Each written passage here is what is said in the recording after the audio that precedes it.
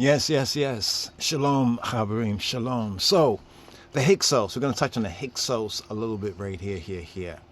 The Hyksos. Who were the Hyksos? All right, we're using this right here. Those who are into the details can get into the details, but this is just a placeholder, screenshot, screenshot saver, so to speak, right? And here we're going to address and seek to address who were the Hyksos, right? Who were the Hyksos?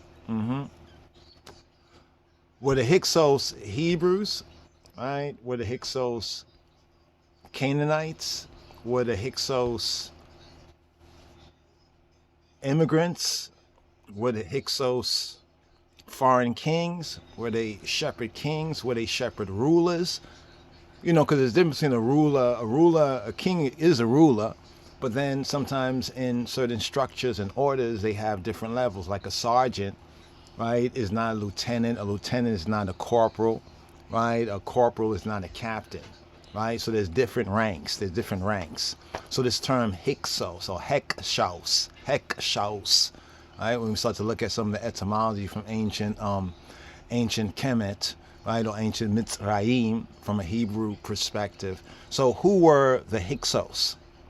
Were the Hyksos Hebrews? Were the Hyksos Israelites? And this is an aspect that many have not addressed. I have not even heard even the reasoning. It wasn't even proposed, because often the argument when ones and ones who either affirm the Exodus or affirm Moshe, and the Hebrew scriptures and the truth of the narrative. And there's others that just go against the Bible, KJV, King James Version. I notice that many of these ones who go against the Bible are linguistically deficient. They're very linguistically deficient. They deep in on the translations, lock, stock, and barrel. They're unable to sort anything really for themselves. So if the consensus of the academic, institutionalized, and greatly adversely affected by white racism and white supremacy, says a thing, or they confirm a thing and they write papers, and there's a big hoopla, in the media or whatnot like that, academic media even, then these ones and ones, will Google or scroll or subscribe to it, and then they will present and say, this is this based on this and this. And sometimes it's true, but many times, especially when we start to get into the details, we start to speak about the Exodus, and we speak about, well, there was the Hyksos, and the Hyksos were driven out. Were the Hyksos being driven out? Were they the Hebrews? And even many ancient writers, ancient authors, I guess we could call them ancient researchers, some of the ancient archaeological written evidence, we can go back to Metheno, for example. Some agree with Metheno is coming from like the ancient Egyptian perspective and everything. He was a little latter-day scholar that was writing about things that occurred hundreds of years before him. He's a priest and everything. And also Dr. Ben also, referred and gave some of his commentary on Metheno. But Metheno generally in Egypt, ancient Egypt, also amongst the Kemetics, the pro-black Kemetics, he's often referred to. Now, some might agree with him more or less. So a lot of the Hyksos narrative, as it has come so-called down to us today, comes from, that's one of the major sources, because he's one of the few sources from ancient Mitzrayim, ancient Egypt, just to put it like that, or ancient Kemet. Often people refer to it as Kemet, and yes, we do find that that's a name that's referred to by the indigenous, Romu, Romet, people, or the indigenous ancient Egyptians. But we often would like to refer to the Hebrew, the Mitzrayim, but then to give the English of that. So as we go from low degrees to high degrees from the KJV, right, to the alleged and referred to sources, as you read the old King James Version of the Bible, it says it was translated from all these languages, namely the Hebrew, right? The Hebrew for the Old Testament was called the Old Testament, and the Koine Greek for the New Testament. But here we're looking at something that's very Old Testament, right? Very Old Testament. We're talking about art and facts. We're talking about archaeology. We're talking about so-called Egyptology as well. But here we're talking about the Hyksos. So who were the Hyksos? So here we propose that the Hyksos amongst, let's say this correctly, amongst the people generally referred to. Now the term HYKSOS, right? This term Hyksos or HYKSOS. We have Hek, right? The Hek, right? Hek in the ancient Egypt.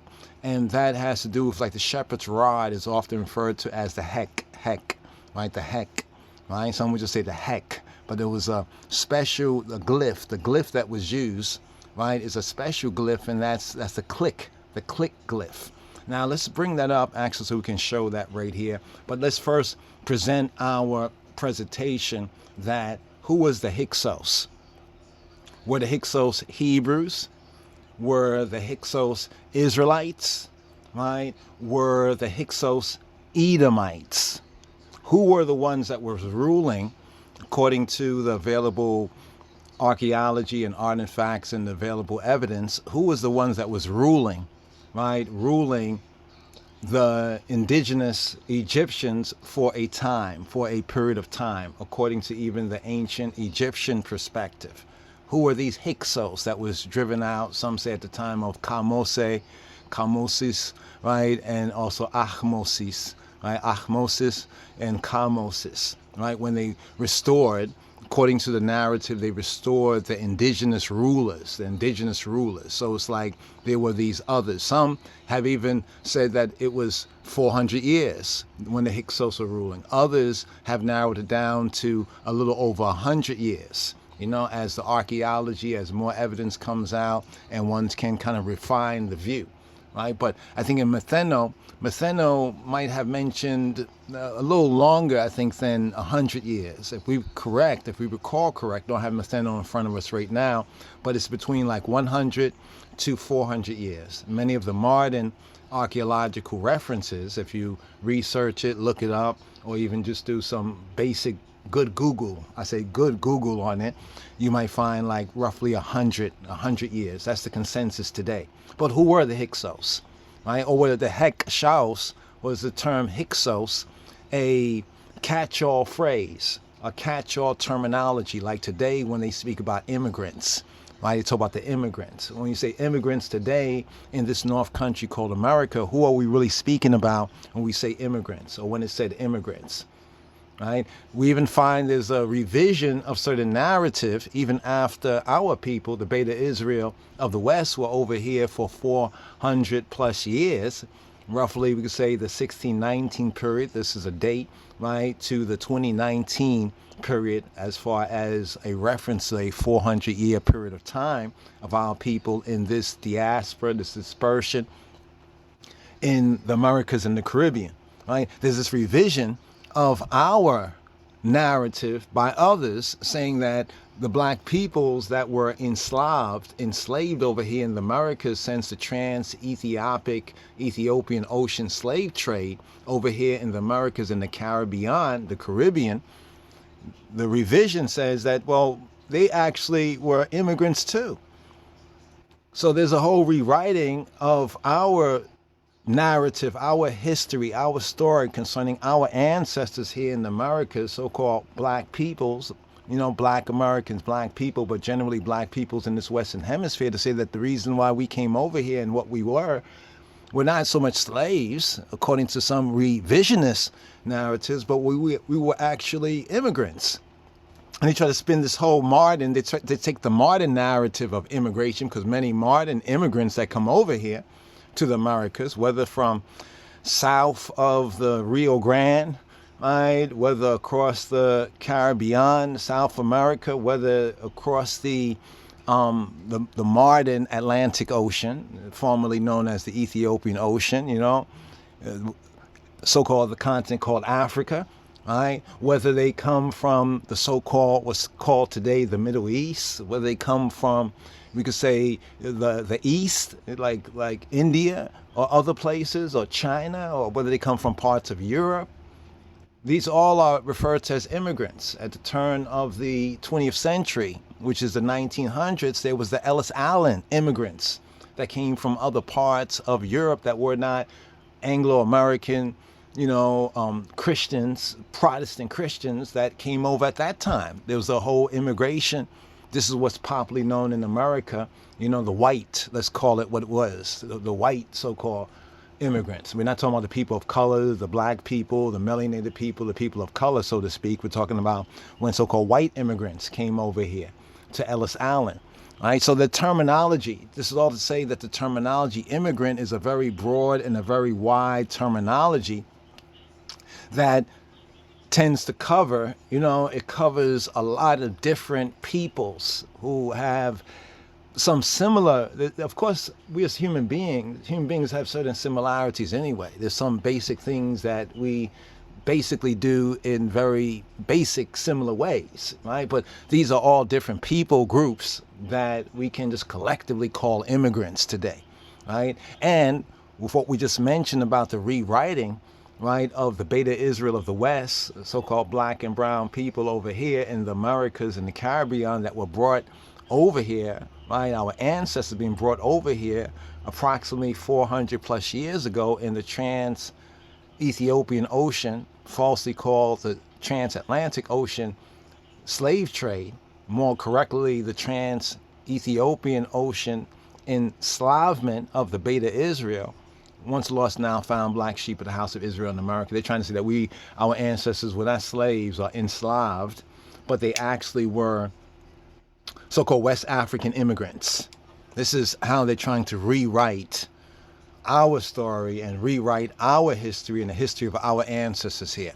So in the same way, now let's just zoom back thousands of years ago. Let's zoom back roughly between 3,000 to 4,000 years, right? Let's zoom back about 3,600 to 4,000 years ago to the approximate time.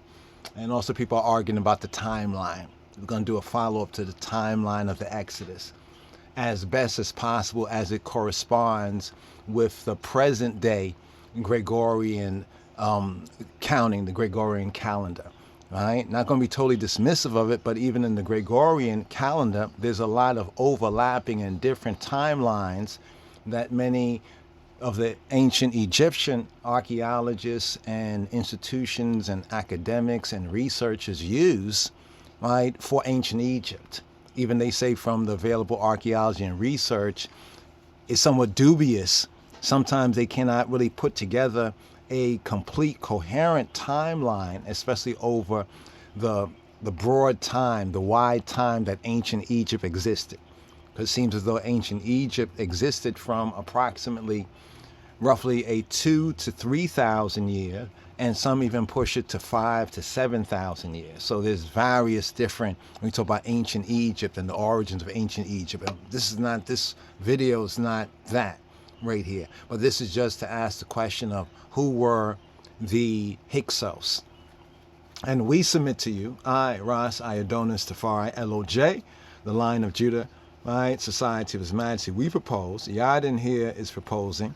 What is Yadin proposing? We're proposing that amongst the Hyksos, especially those Hyksos that were ruling, and we're going to emphasize, especially among those Hyksos that were ruling, that the indigenous Egyptians had found a problem with after these hundreds or so years of rulership under the HYKSOS, that these particular ones, right, especially those that we find the cartouches of and on some of the king's lists with names like Yaakov, Yaakov Her, Yaakov El, Yaakov, the different, at least 3 or so of the different Jacob, Yaakov names on the king's list that were rulers, and others that we're submitting to you that these actually were Edomites, right, related to our brother, from an Israelite perspective, our brother, Esau.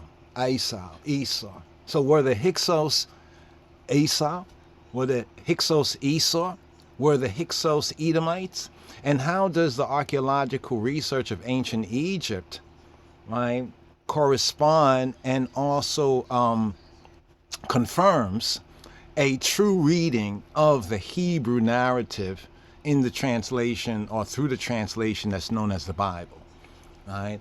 And we say that based on the Bible narrative, it gives an important clue that we find to have been overlooked, right? And still is being overlooked. But hopefully this particular vlog and even more that we can share and show and prove will increase interest and study and research in this particular area, because this will clear up a lot, because often some would say, well, the Israelites were the Hyksos, right? Because they might be looking at some of the ancient archaeological evidence and some of the consensus opinion. As we said, with the Exodus itself, there's at least 3 different dates.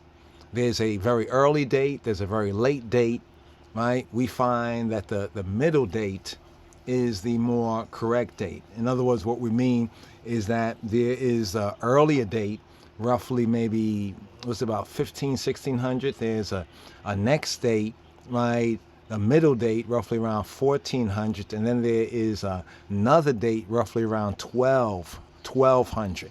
Right? So there's a early date, roughly around the 12th dynasty of ancient Egypt.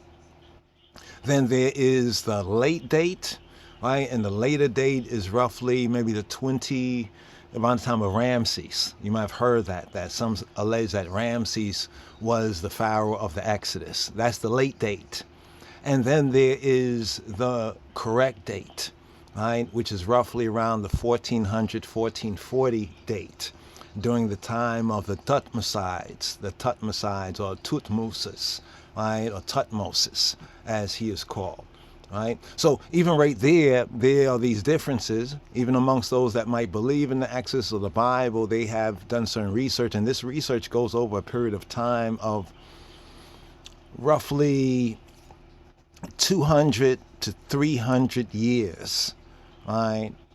So we can look at historical document over a period of roughly at least the past 100 years. We can find a lot of the most recent evidence in the past hundreds of years, but there's some earlier scholars who had also done certain investigations and speculations, and putting the available information that they had, they allege, like, for example, it was Ramses. Some say that the Exodus occurred in the time of Ramses. We do not confer that. We actually deny that, and we can disprove that it was not in the time of Ramses. In fact, that Moses movie with Charlton Heston, that's where they put forward the Ramesside, the Ramses, the Ramses theory. And a lot of people had believed that until more research and more investigation came out and showed and proved that even the reasons for the adoption of that Ramses, the Exodus in the time of Ramses the Great, was wrong, because they had based it on a verse, I think, in the New Testament, not New Testament, in the Exodus. I meant to say the Exodus in the second book of Moses, right? In the second book of Moses, where it speaks about building treasure cities of Pithom and Ramses. And they say, oh, look, Ramses right there. So they were building these treasure cities. And see the second treasure city, Ramses. And there was a king Ramses. And they ran with that. Thus we have the Charlton, Heston, and that Moses 10 Commandments movie and everything like that. Classic as it is, but classically wrong. But a lot of ones invested in that Ramses and that later date, roughly around maybe 12 or so, around 1200, right? Around that particular time, BCE, right? But the Hyksos, a little bit more on the Hyksos right here. Okay, so here, a little bit more on the Hyksos. Just right here, I'd like to show this right here on the Hyksos. Let's bring it up to this right here. Okay, here's from the Beni Hassan. All right, this is a kind of a revisioning of the Beni Hassan. We can show you some of the actual camera photographs of what it looks like, because if you look at a lot of the Beni Hassan, these kind of reconstructions, the ones with more full color and everything like that, beautifully colored like this, you'll notice something very interesting with the complexions and even the features. You'll notice what some of the what they do with it, and it brings a question and a question mark to bear. But we just use this one here, right? This is kind of based on artistic reconstruction, so to speak, right? As we can see right here, when we look at the complexions of who's who, and you can tell these are artistic representation. Some of these are the early ones right here, like from some of the Budge books, right? So even when we look at some of the early Budge the Budge Works, Budge Books, Wallace E. Budge, right? And the W.A. Wallace Budge, as well as other ones from that earlier period of time. You'll notice how before they had cameras, before they had or used cameras to kind of take pictures of the artifacts and print them and publish them, they use these artists. The artists sometimes would go with them to, the archaeological site and would look at what's there and would paint it. But we notice how they, on many of the pictures and paintings, they would whitewash the features. Let's just put it like that. They would change the phenotypes, right? Because much of the actual statues, wall paintings, manuscripts, other things that they drew pictures from like this, when we look at it, we can see, well, this is how it looked, even if it was worn down or tampered with or whatever. We still can make out certain things, complexion, sometimes features, and it would change the feature. A lot of this is going on actually now for a lot of Egyptian artifacts, and some ones are picking up on it, but many haven't picked up on it. That's not the main point here. The main point is basically to show how these ones are referred. This is another, we say, Anglo-American, Anglo-Europeanizing kind of whitewashing right here. It says 2 Asiatics from the tomb of Khnum Hoptu, or Hotepu, right? That's how they have it here. We have this here, right? And they label this. If you can tell, this is some of the older archaeological works, some of the early, we say, Egyptology, European, Anglo-American Egyptology. Here it says Syrians dress in the loin cloth and double shawl. And the double what? Shawl. So now they're calling this one here Assyrian. Now what's important is that in HaTorah, in the Torah, right, we look in the 5 books of Moshe at what we can call the groundation, there is the reference to the children of Israel, to the Hebrews and the children of Israel, and their origin and reference as Syrians. So let's look at this man right here. This man right here, right, they say he's a Syrian, right? A Syrian. It's like right now, we as Beta Israel, right, as Israelites, as Yehudi, as Judahites, would be called a lot of different things. Some people might call us African American. Some might call us Afro American, right? Black American, right? And we know we was called by a lot of bywords, the N words, the colored, this, that, every name we've been called, except children of God, right? They've called us by every name except children of God. And when we do, right, identify ourselves correctly as the B'nai Elohim, as the children of God, then we have some coons and buffoons out there, even amongst our own people, right, who would try to argue against that, right, using some of the same whitewash, white supremacy, white racism, academic and intellectual rhetoric, right, to dismiss the truth of our argument because they might not agree. Now here it says Syrians, right? You see what it says Syrians dress? Gonna make a point right here. Let's make this point. So here's the first point. Just looking at the archaeology from the time period we're speaking about and in connection with who were the Hyksos. Were the Hyksos the Hebrews? Were the Hyksos the Israelites? Were the Hyksos foreign kings? Foreign, from where foreign were they? How foreign were they? We look at ancient Egypt, there's a lot of foreign points of origin. From what foreign point of origin were these so-called Hyksos? So what were the Hyksos? The best of the archaeological and linguistic research brings out the general sense of the HYKSOS or the Hyksos to be shepherd kings. There's that translation, interpretation, shepherd kings. In some of the older research, refers to them as shepherd kings.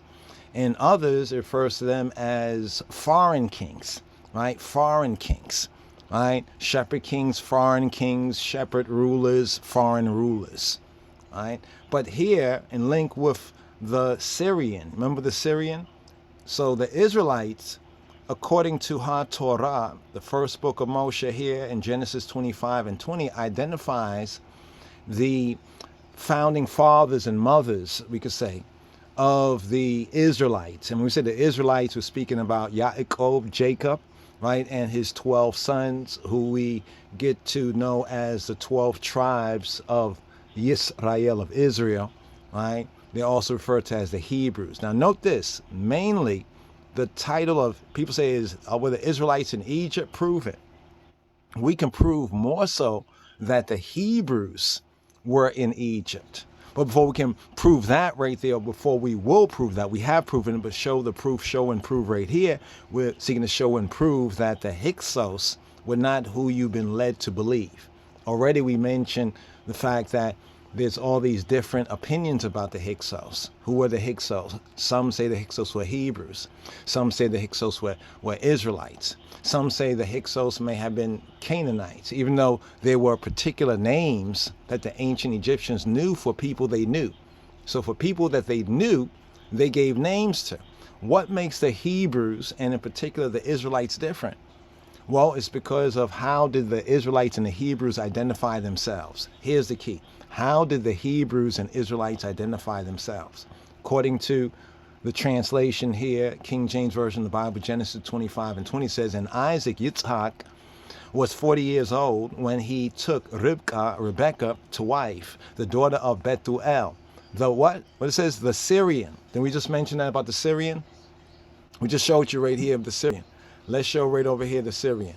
All right, you can see right here it says Syrians dressed in the loincloth and double shawl. All right, Syrians dressed in the loincloth. Now this is kind of like a drawing here, right? But it seems pretty accurate. It seems pretty accurate, you know, just from what we can see based on the drawing, right? It seems pretty accurate here. Now notice the one in the center. We're zooming in on the one in the center, right? The two on the side as well, but the one in the center. So here we have one who is named a Syrian, or Assyrians, dressed in what? The loincloth. And I find this to be interesting. Take note, the double shawl. The double shawl.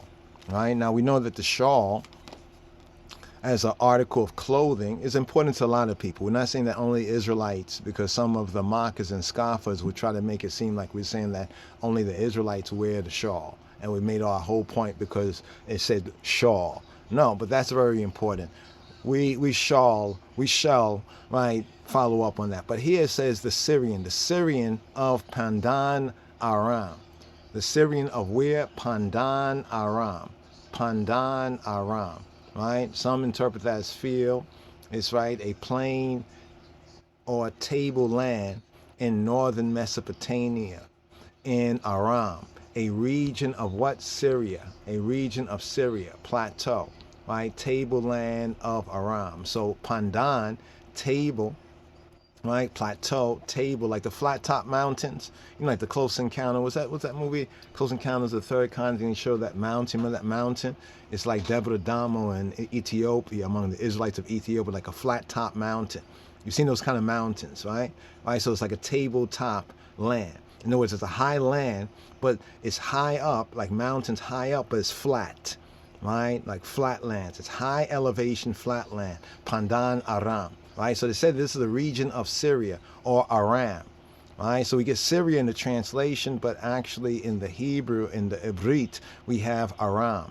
It says a sister of Laban, who?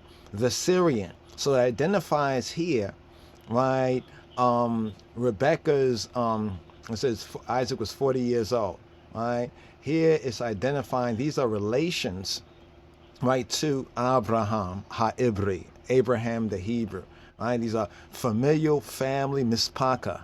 We say mispacha, mispacha, mispaka. They are family, part of the circle, right? The circle of family relations. Not directly a part of the bait, but Rebecca, since Isaac, he was 40 years old when he took Rebekah to wife, she now descends from the what? The Syrian side of the family. Check. Let's go down here, right here. You can see more is referring to, you know, it says, and Jacob, Isaac sent Jacob. Isaac did what? Sent Jacob, and he went to Pandan Aram to Laban, son of Bethuel, the Syrian, the brother of Ribkah, Jacob and Esau. Look what it says, Jacob and Esau. Notice how all the time ones will say the Hyksos are, oh, they're the Hebrews, they're the Israelites, all right? And they'll say there are other ones, foreign kings, shepherd kings, this kind of, but they're not Egyptian. Okay, we get that right there. But who were they? Why did the ancient KEMET to you, or the ancient Kemites, ancient Mitzrayim, why did they use this particular terminology? What was the meaning of it? Does it translate to Hebrew? No. Does it translate to Israelite? No. I mean, what does it translate? It translates to Hek, right? Hek, the shepherd, because Hek is the shepherd's rod. I want you to note that right there from ancient Kemet, right? The Ra'in, right? Komet, right? The Ra'in Kamu, right? From the language of the people, the language of the Egyptian people, the Hek was the shepherd's rod, and Shaus, right? The rod, Shaus. So they interpret this. This is how the interpretation comes to us, that we can somewhat verify from the academic evidence, as shepherd rulers, shepherd kings, or really shepherd rulers, right? Shaus, the rulers, a sense of rulers, right? So here we get the link of Syrian, right? We get the link of Syrian. We're stating that the key that connects the biblical narrative, right, to the archaeological, the general information, factual information concerning the Hyksos, connects the Edomite, right? So we're the HYKSOS Edomites, brothers of the Israelites. It would make a lot of sense, because by the time we get to Exodus, when we look at the narrative, just critically looking at the narrative and backing up any questionable things in translation. There's a lot of questionable things. We go through it a lot of times. Just to point out a basic verse, sometimes we get into the Hebrew part or into the Koine Greek, right? And we can show a nuance that really even clarifies, corrects, right? Explains, deepens, heightens, and lightens the word. This is why the linguistic ability of scholars does matter. Many would dismiss it because it basically is their Achilles heel. All right. Here we have Genesis chapter 31, verse 20. Here it says Laban is the Syrian, right? Laban is the Syrian, right? The Syrian. Now here is interesting in Deuteronomy 26 and 5. This was the verse that we thought when we saw the Syrian in that still that we showed you. In Deuteronomy 26, verse 5 says, now this is concerning, let's put this into better context here. This is concerning right here. It says, and it shall be, this is Deuteronomy chapter 26, it shall be when thou come in to the land that Yahweh Eloheka, that Jehovah your Elohim, your power, giveth thee for an inheritance, and possesseth her, the land, and dwellest therein, dwellest in her. Right? It says, thou shalt take the first of all the fruit of the earth, which thou shalt bring of thy land, that Yahweh Eloheka, that he who be thy Elohim, HaKadosh Baruch Hu Baruch Hashem, giveth thee, and shall put it in a basket, and shall go to the place that Yahweh Eloheka shall choose to place his name there, the Shemo, or the Hashem, to place his name there. So this is saying that when they come into the land, right, after they have come into the land, after they have gotten into the land, that the landlord, Yahweh, Jehovah, right, Eloheinu, has given to us, that ones would bring the first of all the fruit of the earth, and they will bring it as an offering. Verse 3, and thou shalt go to HaKohen, to the priest that shall be in those days, and say to him, I profess this day to Yahweh Eloheka, to he who be thy Elohim, that I am come to the country that Yahweh, that Jehovah swear to our fathers, our patriarchs, our fathers, for to give us. And HaKohen, and the priest, shall take the basket out of thine hand. So we take the first of all the fruit, put it in the basket. We take it to the place that Hashem has set his name, right? We present it to the priest, right? And the priest shall take the basket out of thine hand and set it down before the altar of Yahweh Eloheka. Now here's the key, verse 5. And thou shalt speak and say. So therefore, what the instruction being given here, in the fifth book of Moshe, the Hebrew book known as Devarim, or Devarim, as some would say, Deuteronomy, the repetition of the law, it is going over what shall be the practice, right? You know, the practice when we come into our real estate that the landlord will give and has given to the Bnei Yisrael, that here's how we pay, right? Here's how we give thanks. Here's how we pay the landlord. We give thanks, right? In presenting the first fruit of the first fruit, the first of all the fruit of the earth. And we will go through the order, right? That HaTorah, and that order is the priesthood, right? And the Kohanim. And here, after we present those fruit, the offering to the priest, here's what we say. I want you to listen to what the Israelites, because it's speaking this instruction to the Israelites, especially to the sons of Israel, especially to the man of Israel, to whom more is given, more is required. It says, and thou shalt speak and say before Yahweh Eloheka, before Jehovah thy Elohim, a Syrian. This is what we would say. Each of us was to say this, just to put it into the context. A Syrian ready to perish was my father. So the Israelites, when they come into the land that the Bnei Yisrael will get from Yahweh, HYKSOS Baruch Hashem, the Holy One, blessed be He, blessed be the name, right? And we give the offering of the land. There is the word sound, right? The words of our mouth, the meditation of our heart, and here are the words that we will say, that the Israelite would say. What would the Israelites say? A Syrian ready to perish was my father. Now, this is just based on the KJV translation. So we're just going at the Peshat, the basic level right here, because we already know how this verse reads in the Hebrew, right?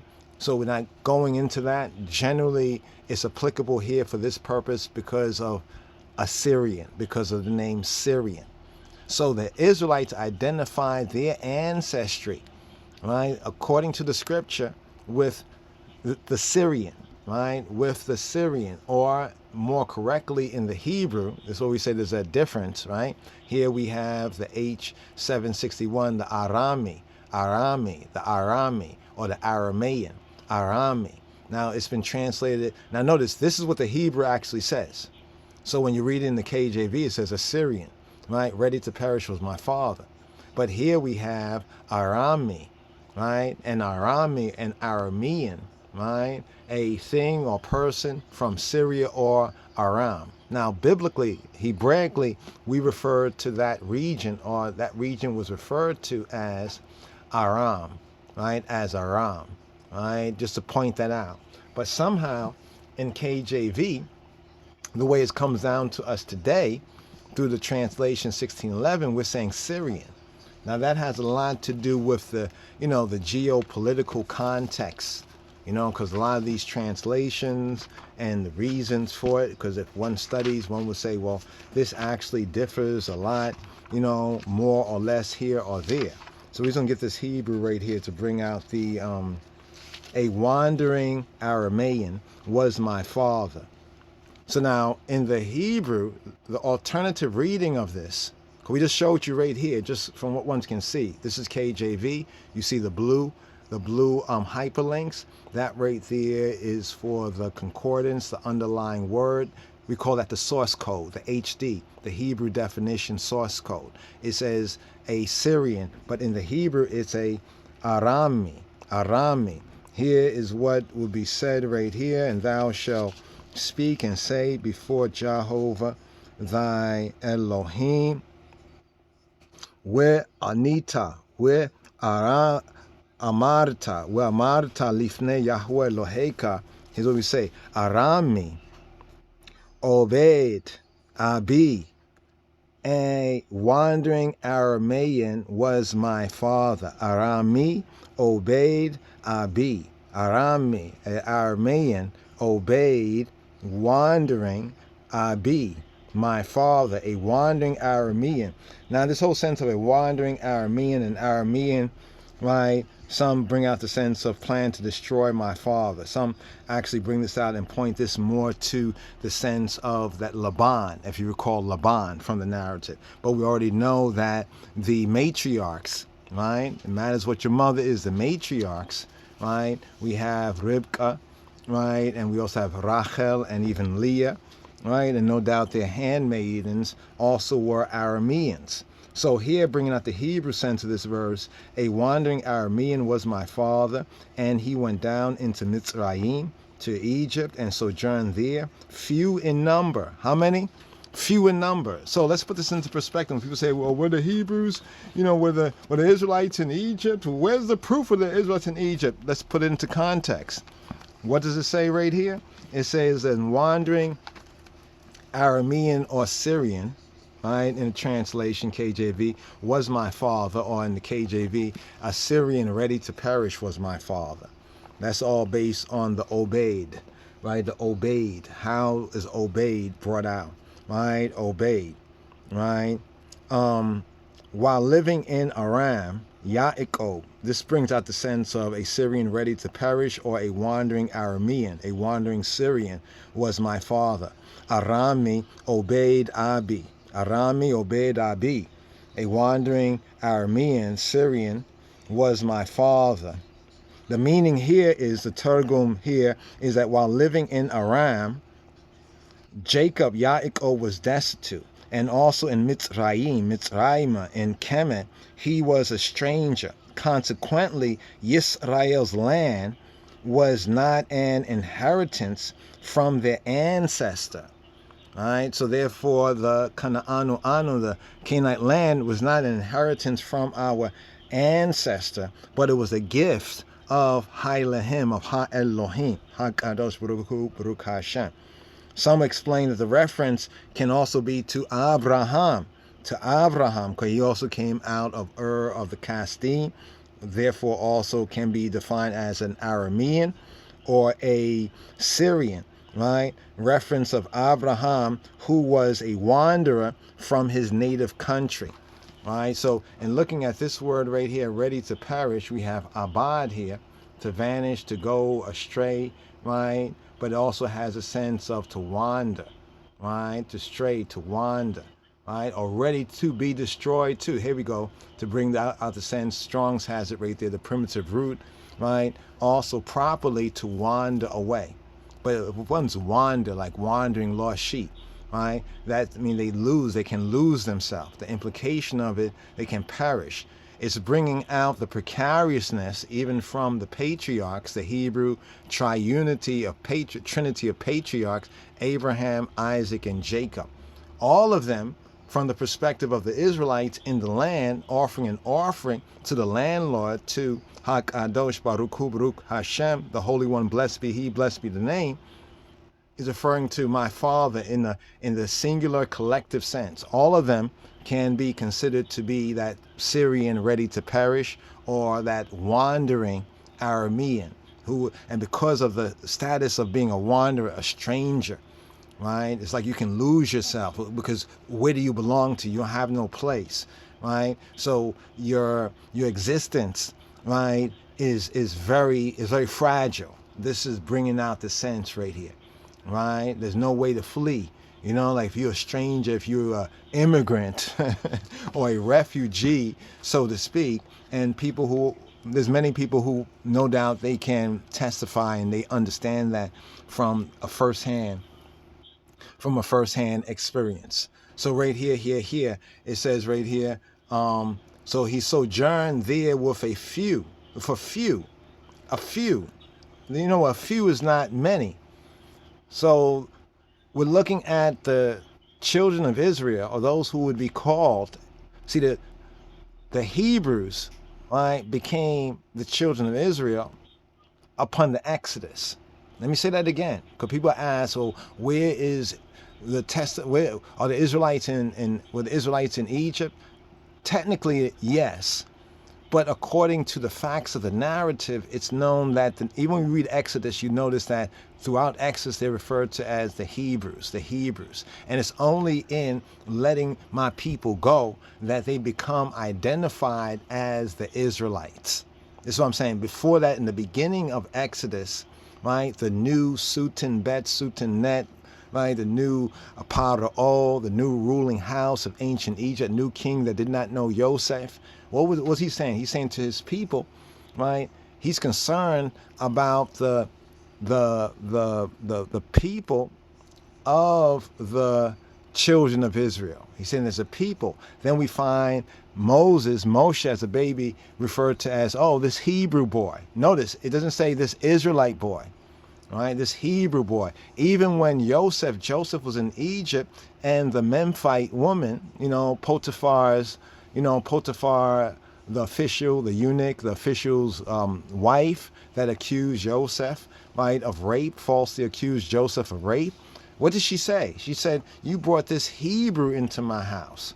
So when we follow the narrative of the Hebrews, right, who are becoming the children of Israel in Genesis, we see throughout that they're not called the children of Israel, right? They're mostly referred to by other people. Notice, by other people. They know themselves as the sons of Jacob, right? But they're referred to and they're known by other people, especially in Mitzrayim, as Hebrews, right? According to the narrative, right? And this would now put them, generally speaking, in the general category of the Hyksos. But the Egyptians knew the difference, right? They knew the difference, but they also use a catch-all phrase. It's almost like the Americans and the British and some of these Western European, Gentile, these Egypt-like nations of today, right, do the same thing, right? They classify everybody under one category, right? Even though when we look at black people's situation in the West, in the Americas, the Caribbean, even in England as well, we can see that their status, the circumstances, how they got there was different, and their experience was different than all other groups. Notice that no matter how many immigrants be coming to the West, to America, right, or to England, as when you see the black immigrants and you see other immigrants, you'll see two distinct types of treatment, right? Even though they may refer to all of them as immigrants. You see what I'm saying? But the immigrants that the West is mostly really afraid of are those immigrants that, because they're coming over here with a certain, how can I say, like with the Hyksos, and like the Hyksos that came to rule in Egypt. This is clearly speaking of Esau and the Edomites. So we are saying that the Esau and the Edomites, right, our brothers, Esau and Edom, was ruling, right, had great rulership in Egypt. No, it's not ruling all of Egypt. Let's not even say that right there, because some people might think that we're saying, when we say that the Hyksos were ruling, and of these Hyksos, not all of the Hyksos, but the Hyksos that kept the native Egyptians up at night until they had to raise up and go to Cush and try to drive these people out. They were seeking to drive out the Edomites.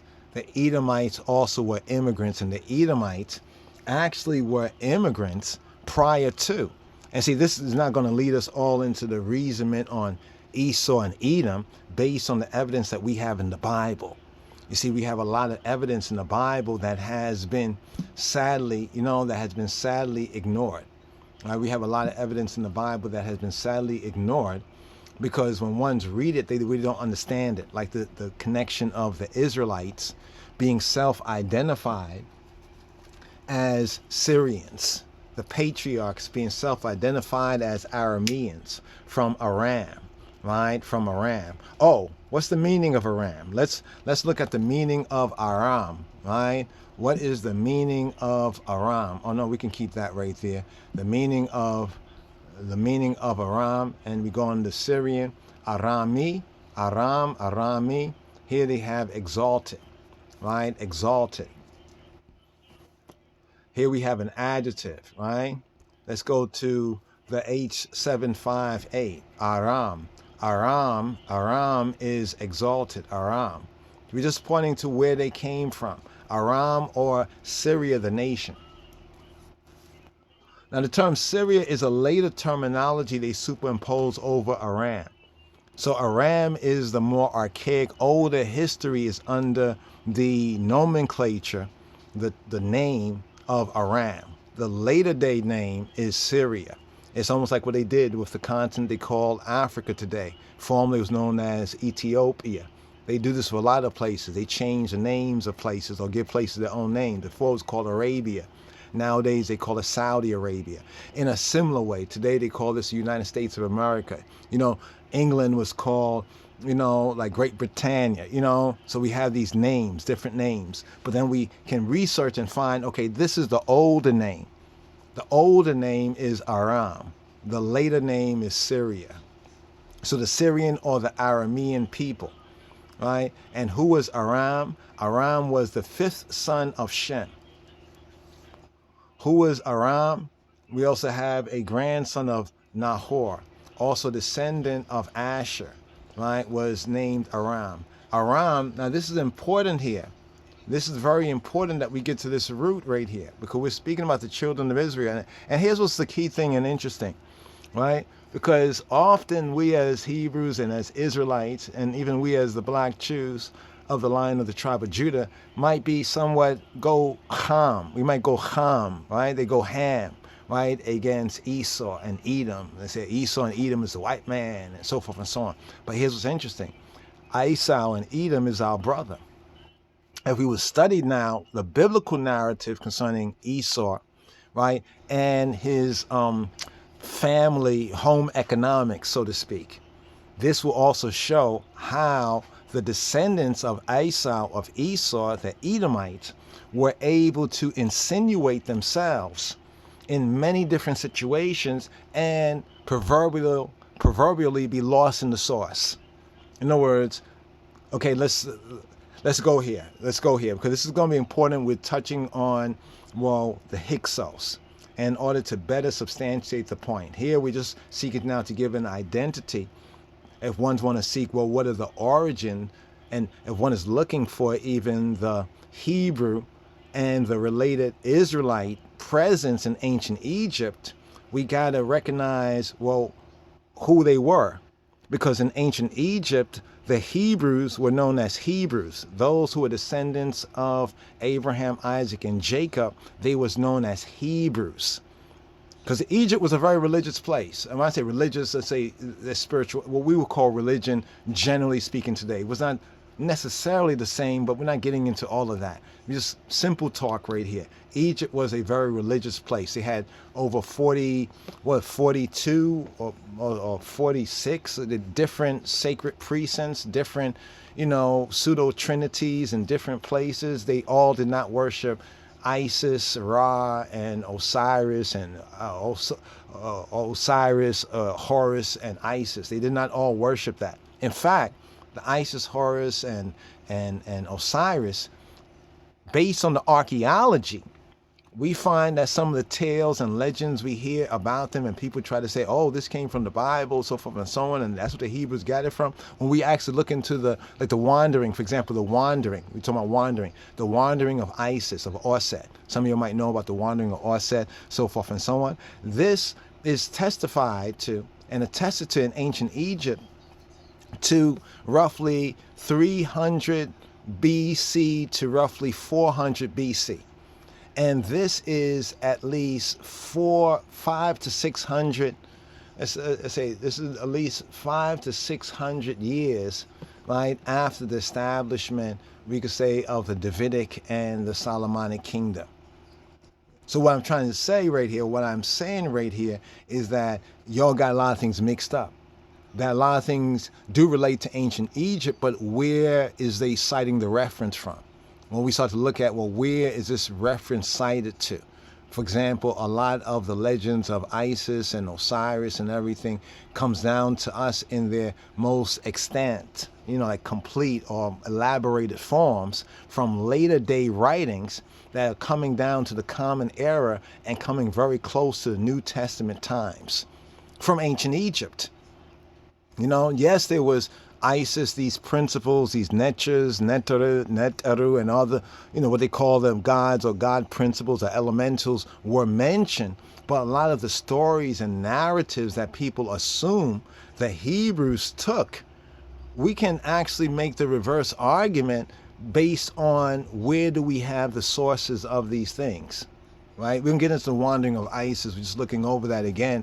And they said this is attested to in some stela that was made, I think, in the time of the Ptolemies. I said, Chan. I looked over it again. I went to some research, and other research backed it up that this is the oldest point of reference. Besides that, in all that they've dug up from ancient Egypt, there's not this story of Isis. So a lot of the stories of Isis, like we get in the Torah, the story of Moshe's mother. It seems as though the story of Moshe's mother is actually, Moses in the basket, so forth and so on, and the reed, and she was hiding because they wanted to kill the child. Actually, that this story from the Torah, from Shemot, the second book, I'm about to say Bereshit, but Shemot, Exodus, is testified in older manuscripts than the Stela, where we have a very similar story being told by latter-day Egyptian Mitzrayim priests, roughly around 300, 350, like to 400 BC. Just want to point that out there. All right, it's important. So here we have Aram. Just to finish up on this, Aram refers to highland, right? Aram refers to highland, right? The highland. You see what it says also an Israelite, right? So we have Armon, which is another variation in relation to the root of the word, right? Armon, like a height, an elevation, the highlands. You see it for yourself right here where it says Aram is the highlands, the highlanders, right? So Abraham, right, is that highlander. He is that Hebrew highlander, right? He came from the highland going all the way down into Mitzrayim. And Mitzrayim, or ancient Kemet, literally is down. It's a depression. When I say depression, talking about geographically, right, speaking, it's a low land. This is why the scriptures speak about going down to Egypt, because literally you have to go down into Egypt. And when you come up, you have to come up and out of Egypt. So check that out. Abraham, the Hebrew highlander, right, because he is that chief patriarch, right, that chief father of the true fathers, came all the way down, right, into Mitzrayim, from the highland to the lowland, right, from the highest height, we could say one of the high heights of the earth, right, is those mountains there. Now, here's what's interesting about this right here. Let's just keep this on right here, right? Let's keep this on right here. Now, we're going to have to probably follow up with this in a part 2 where we get more into, well, who is Esau? Or rather, how is Esau, right? How is Esau related to, okay, let's go to this one right here. Now, this is not as clear as we would like it. Right? I think we have a clearer one. Now, here's Absha, right? King of the Kushites. This is what he's called in this presentation right here. This is one of the primary ones in the Beni Hassan. Now, Beni Hassan, they said that the Beni Hassan cave roughly is from 2000 to like 1600 BCE. And remember the dates, they count backwards. Now, this is all a part of, this is one of the writs that's being presented for these. Some say that they were traders, they were merchants, that these were merchants that were coming in. These are the ones they referred to as, many refer to as the Hyksos. All right, so we have the HYKSOS or Kasut, the HYKSOS Absha, right? So we have this one here based on the available information. Now here's the Heka, right? The Heka. You see the shepherd's rod, like the backward question mark, Heka. You see that next symbol right there, the next symbol that looks like half diagonally of a square cut in half. You see that symbol right behind it, the triangular symbol. That's the Q sound. See, that's the same sound we just did the video about how Christ does not come from Karas. We're going to follow up on that a little bit more because we're seeing this evidence, we're recalling this again and saying, boom, this is another proof of it. It's actually a Q sound, not a K sound. The ancient Mitzrayim, the ancient Kemetics, the ancient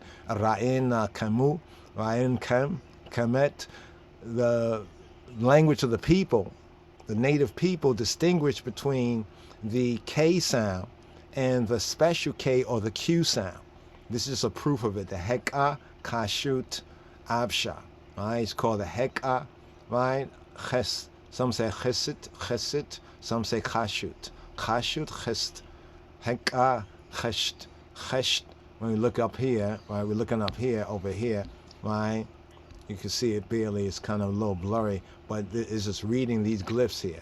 Reading these glyphs right here, right? It's reading these glyphs. So here, this is another representation, a little cleaner, a little bit more maybe accurate, right? And so here we have the Heka, right? Chesh, Heka, Chesh. Some say Chesh, some say Kashut, right? Some even say HYKSOS. Some interpret this symbol, you see the symbol right there? Be mountains. You see that right there, like the mountains, right? Well, that one that like a W, symbol like a W right there. It's said to refer to as a determiner, right? Some interpret as a determiner. It can be read as a letter too, depends on the context it is in, but as a determiner of like mountains. Now it's interesting that we have this idea of the mountains, seeing that now we're identifying that the Hebrews and those who would become Israelites, the Bnei Yaakov, the children of Jacob, to be known as the Bnei Yisrael, because that identification of the Hebrews as the children of Israel, we see that more within the second book. But even in the second book, Exodus, we see them identified both by others. See, when the Israelites are referred to as Hebrews, that's how other people tend to refer to them as the Hebrews. We don't find the Hebrews, at least initially, identifying themselves as Hebrews, but others identifying themselves. Like even the woman that accused Joseph, right, of rape, right? The Nomen Patah, the Memphis woman, right, that accused Potiphar's wife, right? She says, "Oh, you brought this Hebrew into mock us," right? So here you see at the top is the Beni Hassan, right? The Beni Hassan. This is plate 20, I think 28, right? Right. This is also some of the line art right here, looking at the particular region right here. There's something, okay, this is also very interesting. Now, not to get into these details, but it's going to become very important when we start to seek to determine, well, what sort of area at what particular period of time, whether we look at the Gregorian approximation of time or whether we look at the dynastic time based on the Egyptian archaeological evidence, right? And then we have the kingdom of Cush, right? Because we said it was the kingdom of Cush, right? Or Upper Egypt, right? That came to Lower Egypt's defense. Now they say that Egypt in the early HYKSOS period, so what is HYKSOS again? This is the same question we started out with at the beginning. What is HYKSOS? Who is HYKSOS? Are HYKSOS Hebrews? Are HYKSOS Israelites? Are HYKSOS other foreigners? Are they sea peoples? Are they just other immigrants, or just generally immigrants? It seems as though the term HYKSOS were related to immigrants. Generally, in the later period of time, HYKSOS becomes like the immigrant thing. Remember, nothing new under the sun. So people always are curious and cautious, especially when other people are coming into their, into the land. It's not even so much xenophobia, but it could be related to what they call xenophobia. But it wasn't just because these immigrants or HYKSOS were coming in, but amongst these HYKSOS, those who had come in, I can say they came to rule. Let's point it like that. They came to rule. Because on the HYKSOS, right, that's the Egyptological pronunciation, Hekal, some say Hekal Kashut, Hekal Kashut, Hekal Kashut, or Hekal Kashut, ruler or rulers of foreign lands. This is the present academic consensus, rulers of foreign lands, right? This is a term that in modern Egyptology designates the kings of the 15th dynasty of Egypt. And they have this kind of Gregorian date or reference, 1650 to 1550. So this is what we mean by that 100-year period of time. Here it says 1650 to 1580. So here's what we see, like I'm reading over here from a wiki page, right? And this also kind of shows Dynasty 15, right? This is said to be the region that the HYKSOS had ruled, like the Delta region, right? Also the Sinai, and they ruled those mines. There was a lot of mines out there, right? We're talking about natural resources. What do people do what they do for? For some of the basics: land, natural resources, um, natural resources for like survival in that sense. Here we have Abydos dynasty. Then here we have the 16th dynasty, right? Then we have the kingdom of Kush, right? And this is Upper Egypt, and then here's Lower Egypt. So it's said that the HYKSOS ruled the majority of Lower Egypt, right? For at least 100 years, at least. But like we said, some of the earlier archaeological investigations said about hundreds of years, said up to 400 years. We've seen historical Egyptian research that said, but this is like an older. So it seems like they're trying to like take away some of the ancient narrative and say, well, some believe that Hyksos were there for 400 years, but actually it wasn't there that long. But we have to look at how close these two areas are. Now note this particular map right here, right? Here they have 14th dynasty, right, in the Egypt zone, 16th dynasty. Then there's question marks. Why? One of the reasons there's question marks, valid reason is question marks, because nobody's really sure. You know, like that Super Cat tune. I'm not sure, and need more who's knocking at my, not really sure.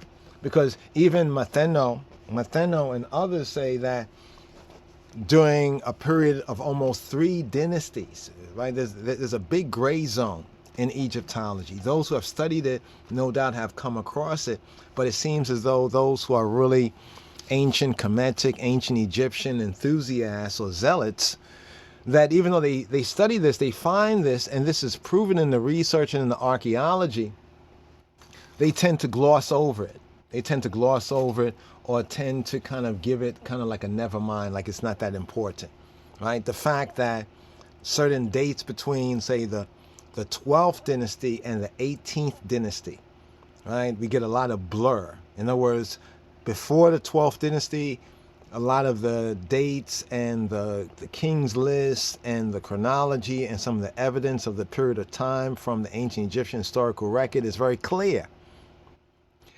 After, like, say, the 18th dynasty and after the expulsion of the HYKSOS, right, it also once again becomes more clear. So when archaeologists look at the old records, they can see before the 12th dynasty, right, it seems like things were going pretty consistent and they have a lot of wealth of information. But when they get between the 12th and the 18th dynasty, so some had assumed because the 12th and the 18th dynasty, well, we have the 12th or 13, 14, 15, 16, 17, 18, about 6, right, dynasties, right, dynasties, yet it's very sketchy. There is evidence, but the evidence is very sketchy. And archaeologists and Egyptologists and also biblical researchers, who also, many of them may be Egyptologists and also, you know, have a love and an ability to study ancient Egyptian, are trying just to understand what occurred within this period of, from like the 13th, we can say the 12th is kind of clear, but the 13th becomes sketchy. I said 12th before, but just to update, the 13th dynasty, like to the 18th. So about roughly 4 to 5 dynastic periods. The evidence is very sketchy. The only other thing it reminds me of from ancient Egyptian archaeology is Hatshepsut. You know how a lot of Hatshepsut, you know, one of the first female rulers in Egypt in thousands of years. There were others, but she was a very well-known, you know, Egyptian ruler. We identify her as a very likely candidate for the Pharaoh's daughter, you know, Moshe's stepmother.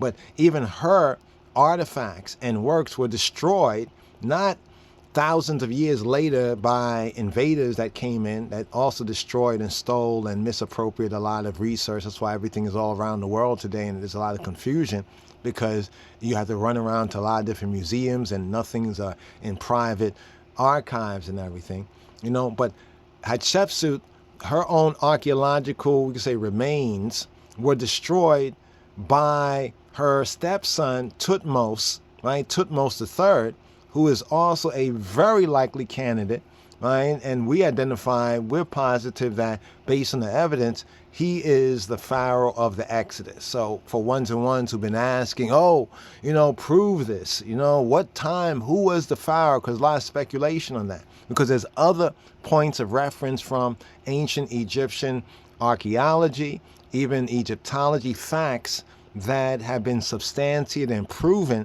that when we put it all together, along with the biblical, the scriptural narrative, we see the proverbial pieces coming together, and we can then see the picture. Then we can see the rightness and the accuracy of the biblical narrative when we learn how to properly Hebraically interpret it. The thing is, people are in the New Testament pseudo, right, Christianity, like a pseudo version of religiosity in the KJV, King James Bible.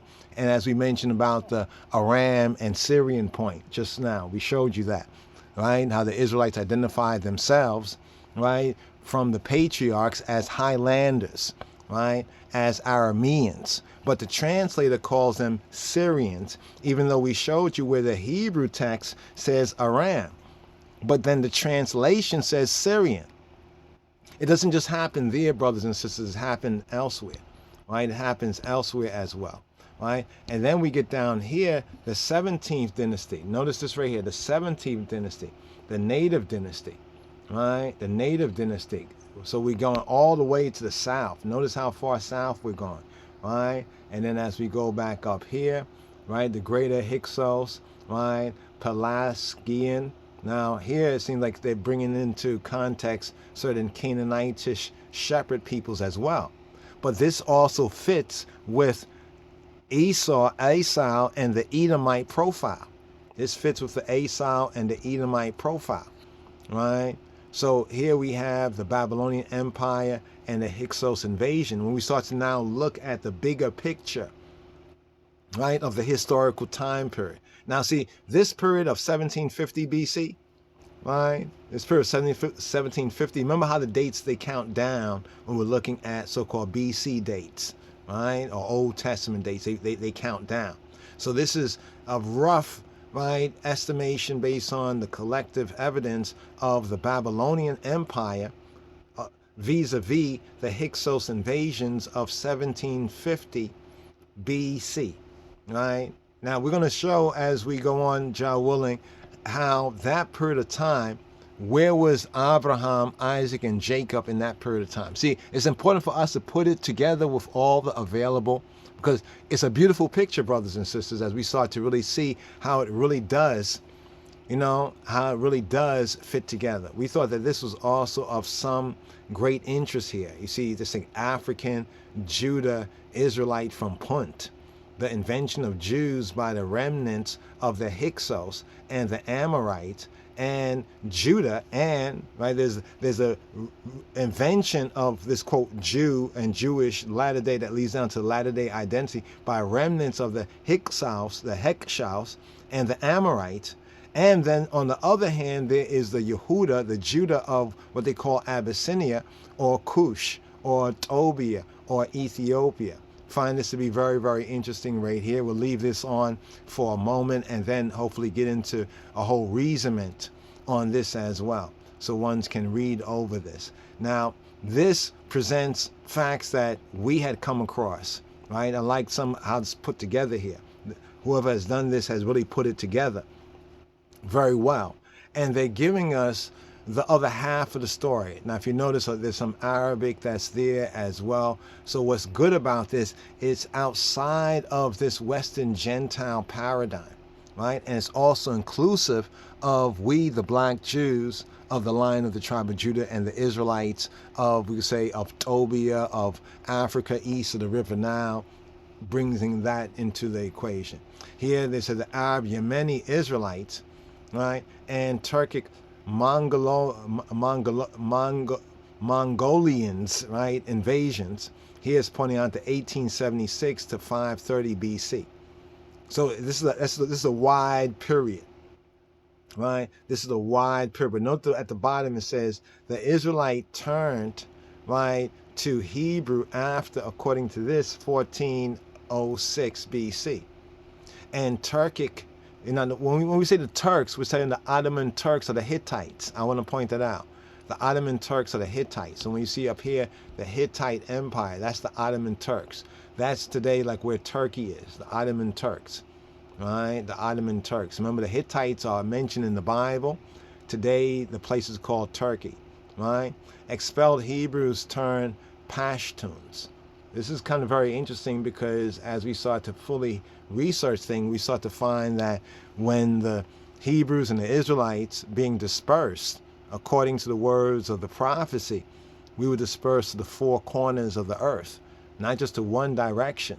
Although many of us study the migrations into Africa, east of the River Nile, Tobia, Ethiopia, you know, Wakanda, Uganda, even further south, we have the trace of the Limba people, but then also crossing the river, moving into West Africa.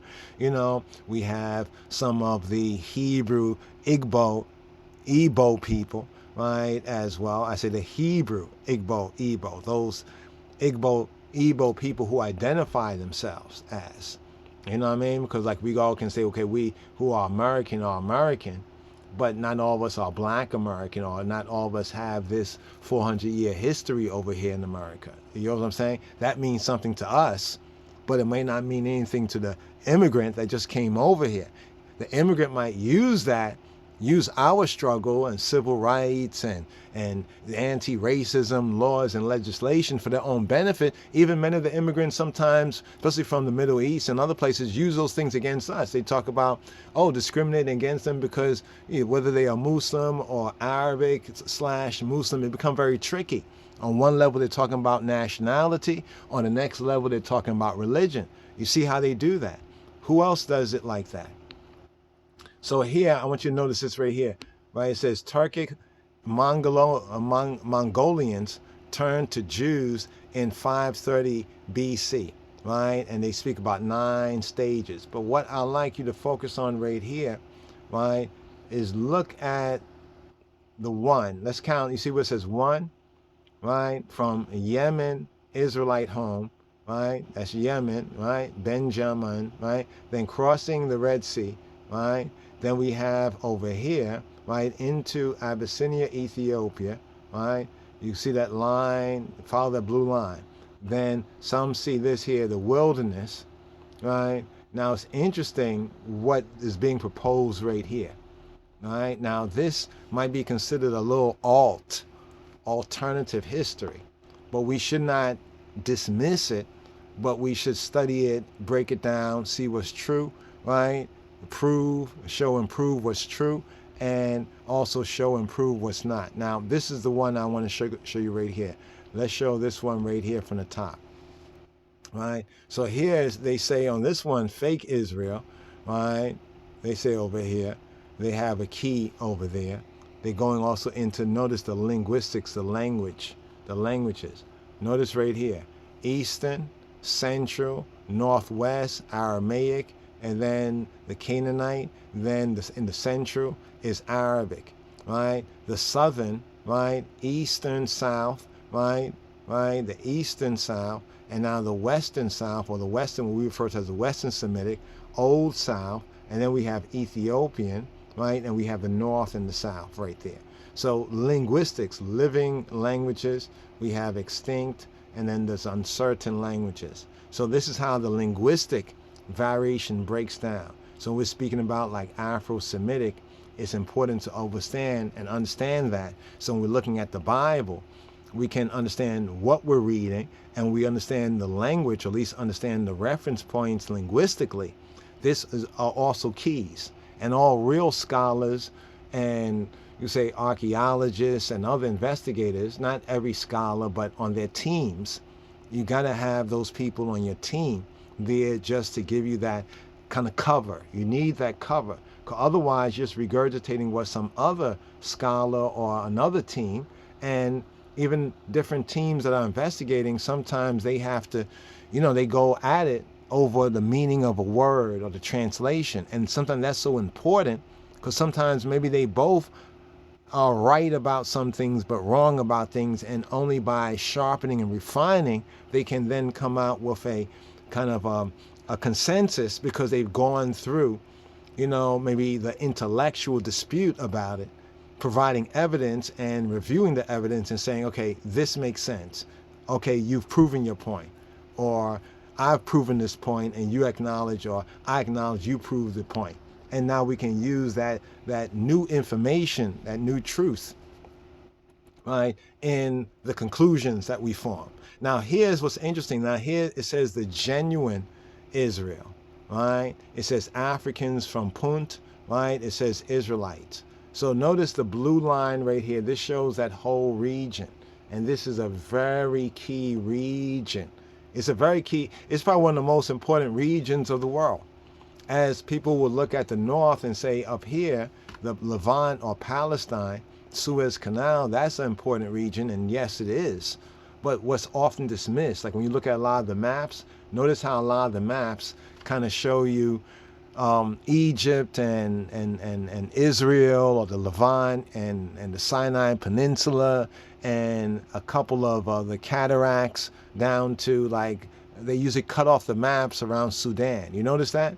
When they show you the so-called Middle East or the region of the Bible, they usually keep it to the Mediterranean and just a slither of the north, because they're cutting off the south. They don't want things to go south, because when things go south, it's the end of the times of the Gentiles. Let me just say that.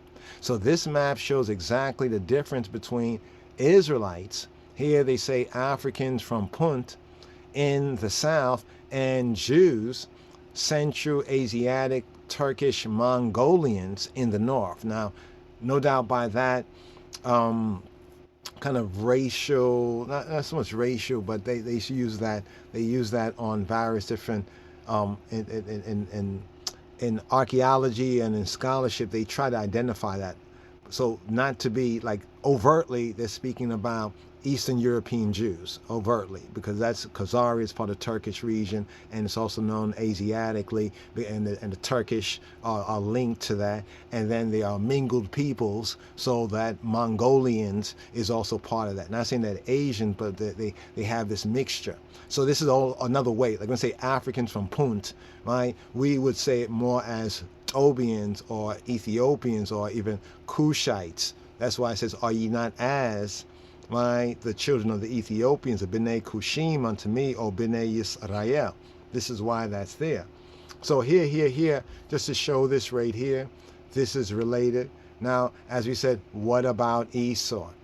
Right? Notice this map right here. It says 650 BC. You see over in the corner it says HYKSOS. HYKSOS. Right? HYKSOS. Right? It says Israelite turned Hebrew. Right? Israelite turned Hebrew in 1406. Right? I'm not too sure exactly. I think I understand what the one is saying. I would say from the biblical narrative, the Hebrews turned Israelite, right, at that time, according to the traditional interpretation of the Exodus based on the narrative. So questions like, who are the Israelites? Who are the Hebrew? Who are the Jews? Who are the Palestinians?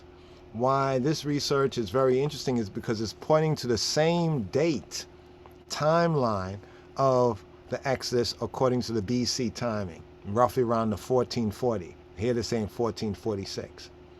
But they are also saying something very, very interesting as well, right? So we put this here, but the main point is still the HYKSOS, right? Just want to actually start to get to this. If we want to find the Hebrews, remember there's different terms. There's a Habiru. Some say what a Habiru or not, because they, not understanding linguistics, are allowing other scholars that get into linguistics to choose a narrative they want to present and to back it up with their linguistic knowledge, right? But many of us who also have the gift of the Holy Spirit, or rather, who have the gift of the Holy Spirit, not saying that they, scholars, they can learn that, but those of us who in the ministry have been given that insight, when we go over their research, we can determine whether it's right and accurate, or whether there's something that would, how can you say, something that would fly under the radar, right? Something that might fly under the radar. So here we have the Apiru, the Habiru, some say Habiru, or the Apiru, right? We have the Apiru. Now, over here, there is what's the date over here? I see something 1115 BC. All right, now we have the Kasku, or some say the Shashu people, right? The Kasku or the Shashu people. Now, remember, this is, if I'm correct, I'm looking at this right here. Yeah, this is coming from Syria. Not Syria, what's it called? Turkey. So I mention this here because this is to lead to, the Habiru activity, right? Habiru. Now, the Habiru is not necessarily the Hyksos, you see? But some Habiru entering into Mitzrayim from the native Egyptian perspective, the Romu perspective, would refer to them as Hyksos. So a Habiru, right, entering into the land of Mitzrayim from the Mitzrayim perspective is now called a Hyksos. From the Mitzrayim perspective, this is a Hyksos. You know what I'm saying? Even though the Habiru, right, may not be, right, a Edomite, but once the Edomites are in Egypt, the Edomites were the ones who were ruling. This is what we're trying to say. This is what we're seeking to bring out right here. So here, just looking over some of the, and this is where we get into some of the timelines, right? And we have gone into an accuracy, test of the timeline. And to our great surprise, there's a lot of really important accuracy. And to us, this is the real level of research that is not really, that needs to be followed, needs to be followed up on. Let's just show you this right here, all right? We showed you this right here. You can see this right here. This is a picture of how, as you'll say right now, these guys look on the wall, right? All right? Someone's calling them the retinue. Some might refer to them as the Canaanites, the retinue, right? Others might refer to them as even Hyksos, right? This is why we're linking these with these right here. This is just another way of drawing the other ones. So this is like artistic rendition. This is one version. And then we have, this is another version. When we saw this version with the red hair, it reminded me again of Esau, right? Of Esau, right? Now, how were the Hyksos? How were the Edomite Hyksos? I'd like to pick up with the Edomite HYKSOS. Who were the Edomite HYKSOS? All right. And speaking about the Edomite HYKSOS, and here's where we'll just segue it right here. Let's come out of this right here, because what we need to distinguish is the Israelite or the Hebrew. Okay, let me make this point right here. The Hebrew, when we refer to the Hebrew scripturally, biblically, when we refer to the Hebrew scripturally, biblically, we're speaking about Abraham, we're speaking about Yitzhak, right? And we're speaking about Yaakov, Jacob, who's known as Israel. Let me say this again. When we speak about Abraham, he is a Hebrew. He is Ha-Ibri. He's called Ha-Ibri. Wow, I just thought of something. In the glyphs of the Apiru, if you know the Kemetic, the Metu Neter or the Rain Komet, the language of the people or the oracles of the Netchers, their glyphs, their linguistics, basically even, you'll see that Apiru, it begins with a sound, but the A sound, according to the Kemetic glyph, is a hard A sound, just like the A sound in Hebrew, right? In the Hebrew. In Hebrew, we say Ibri. Ibri is Ibri, or some might point as Abri. Abri. Abri. Apri. Apri.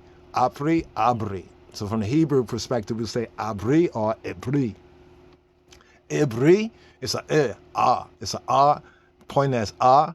Apri. Ha Apri. So he's called Ha Apri. One moment. He's called the Apri, right, or the Ibri. Some will say Ibri, but in its open as an open vowel, Abri. The H comes from the definite article, Ha Abri. And so we just notice, we're going to follow up on that the Hebrews, and speaking about the Hebrews, the true Hebrews are those who are of the faith of Abraham.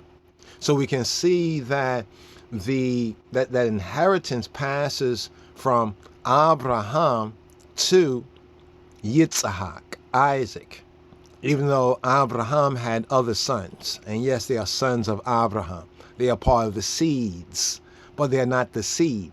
As the scripts say, the seed shall be called in Yitzhak. Right? So that means that even though Abraham had other sons with Keturah, right, his third wife, even though he had Ishmael, that they are children of Abraham, but they are not properly Hebrews.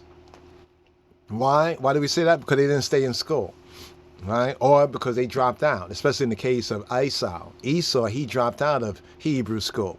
So he's not really a Hebrew. He's not of the faith. The Hebrew is the spiritual element, which points to the faith, right? It points to the faith or to the true spirituality of this chosen people, right? That later on in coming out of Mitzrayim, in the Exodus, this is when the Hebrews, right, the sons of Jacob, they become the nation of Israel. So Israel is actually birthed and born in the Exodus. But the identification that the Israelites are known in Egypt is as the Hebrews. Therefore, we want to find the evidence for the Israelites in Egypt. We have to look for the Hebrew. But in order not to get into the HYKSOS confusion, we have to identify, well, who is the HYKSOS? And the HYKSOS, right, of the ancient Egyptians, the ones that they dreaded and loathed and feared so much, this was the Israelite brother Esau, right, and his descendants, known as the Edomites. So we're speaking now about the descendants of Esau. So we had Esau, the man Esau. His descendants became the Edomites. We have the man Yaakov, right? His descendants become the Bnei Yisrael, the children of Israel. But those of the true faith, the Hebrews, are in the lineage, right, of Abraham, Isaac, and Jacob. Because the seed shall be called in Yitzhak. So Isaac and Ribkah, they had twins, right? Rebecca had twins. And the oracle, that word of Yahweh, Jehovah, that was revealed to Ribkah, to the mother, the matriarchs, said these are two different sorts of people, right? And the elder, remember the elder, Esau, right? According to the flesh, naturally he's the older. Now, in Bereshith, in the first book of Moshe, right, in Genesis, it says something very interesting about Esau. Here it says Esau was 40 years old. Now remember, Esau and Jacob are twins. One is older, yes, naturally. That's Esau. He came out first out of the matrix, and then came out his brother holding his heel. And Esau was 40 years old. That means Yaakov at this time was 40 years old. But Esau was 40 years old when he took to wife, to Isha, Judith. You see, Judith. So here we get to find that Esau began to procreate and have children, have women and children, way before his younger brother, Yaakov, Jacob.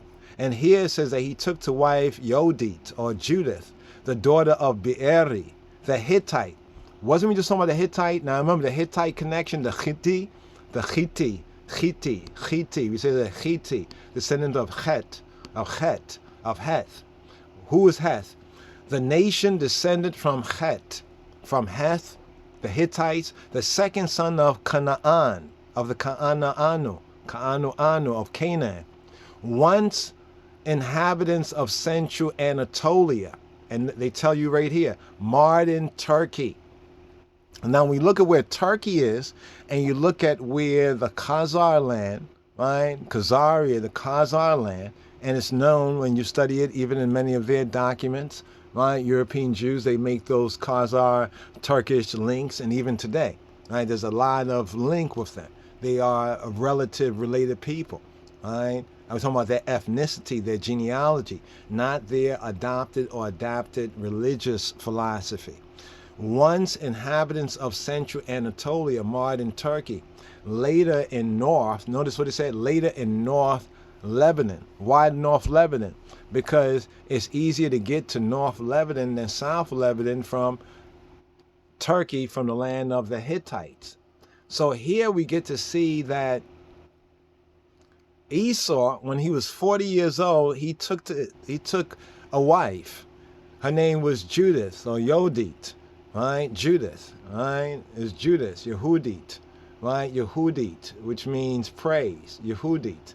So it shows also that the language, right? The language, there was a very similar linguistic, because the linguistic in this region was Afro-Asiatic, Afro-Shemitic, Kamo-Shemitic, Hamito-Semitic.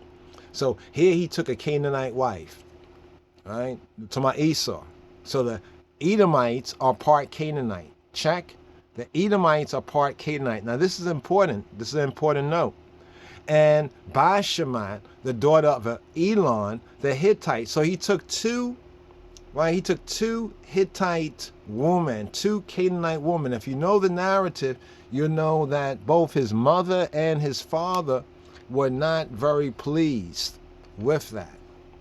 In fact, his mother says something right here, right? His mother says something. Let's just go right here. I think it's actually, yeah, the next verse. You see what it says? Which were a grief of mine because of what their son, their oldest son, Esau had did when he was 40 years of age. He took to him two wives, two Canaanite wives, two Hittite wives, right? We can almost say two Ottoman Turkish, well, later on they become the Ottoman Turks, right? Wives, right? And we know that Ottoman Turkey is that bridge of when we say Indo-European, this is where the European, especially the white Europeans, have their origin, right here. When we talk about the Canaanite, talk about the Indo-Europeans and the Hittites. This is why it's so important now when we scroll to study the wars that some of the Egyptians had against some of the Hittites. But here, because of what Esau did, this was a grief. Notice what it says? It says it was a grief of mine, right? Morah. Morah is like a bitterness. It was a very bitterness of mind, of ruach, of spirit, right? Of wind, breath, mind, spirit, right? Of ruach. It was a bitterness of spirit, right? Here we go.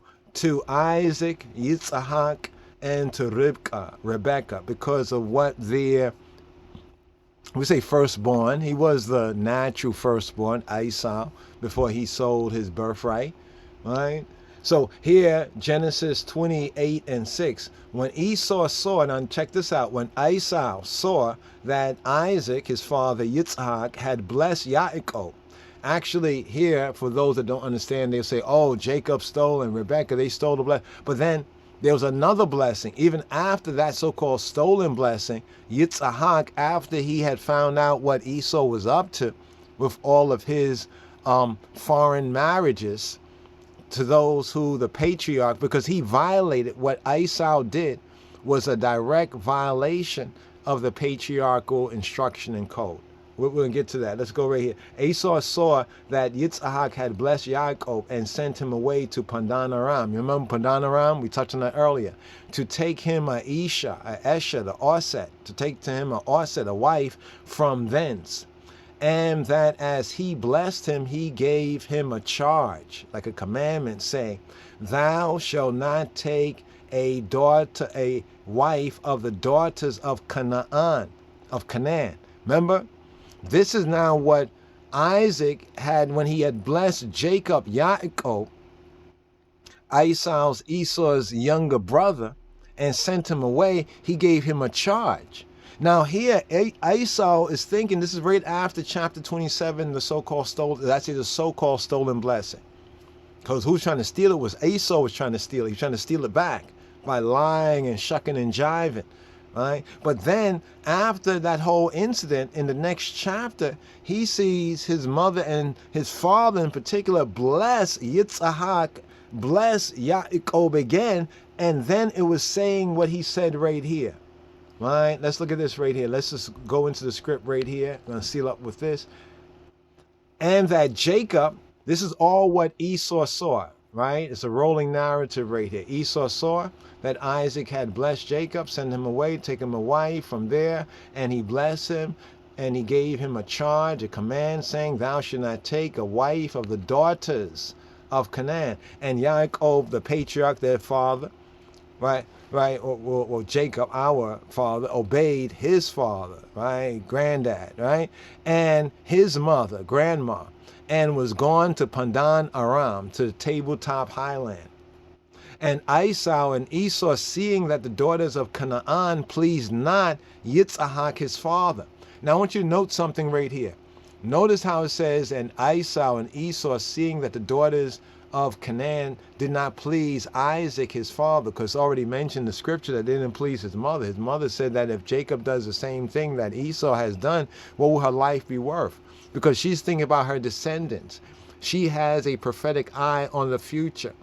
And now if we can understand what happens here and why this was such a grief of mine, then we can understand who those HYKSOS were in Egypt, right? And also why the Torah says in the first book, Bereshith, that there were dukes and chiefs and rulers of the children of Esau, the Edomites, before there was any king in Israel.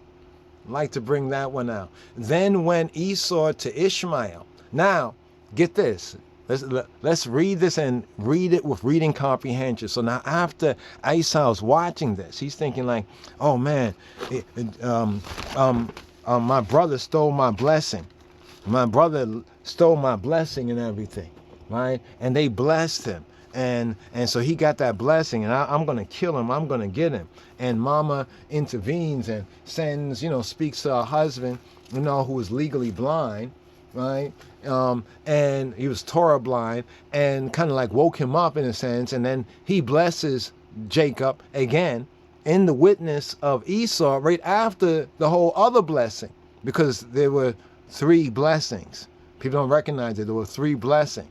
The first blessing that Isaac wanted to give was a psychic or soul blessing. He says, so that my soul, in the Hebrew, so that my soul, she may bless thee. But now the next 2 blessings that Isaac gives to his son Yaakov, because of the reasoning, the wise counsel of the matriarch, the next 2 blessings are blessings that he gives in the Hashem. He gives in the divine name. Now when Esau watches and witnesses all that, he's thinking, oh man, they said don't marry, this is the grief of mine. My father's not pleased by it, because it seemed like Esau was like a kind of a daddy's boy, so to speak. The Torah brings that out, right? And this is why we say that Isaac was legally blind. But now that he's seeing the prophetic vision, he blesses Yaakov, Jacob, twice. Esau witnesses that. And then Esau decides right here that, well, that doesn't please my father. Never mind it doesn't please his mother, but he's like, it don't please his father. And then he goes to Ishmael. He basically goes to uncle, right? Ishmael would be, in that sense, like an uncle. Yeah, he goes to Uncle Ishmael, right? And what does he do? He took to the wives, right? He took to the Nashim, the wives, the wives that he had Mahalat, the daughter of Ishmael, Abraham's son, basically his uncle Ishmael, the sister of Nebayot, to be Ishto, to be his wife, Now note that right there. So far right here, here's what we get of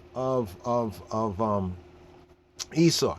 Esau, he marries two Canaanite women, two Hittite women. Remember the Hittite, that's Ottoman Turkey, and that's a part of the historical narrative. We know the Hittites existed and all that because even the Egyptians had battles with them. All right, and notice they never talk about, the Egyptians never talk about their losses. They never talk about their losses.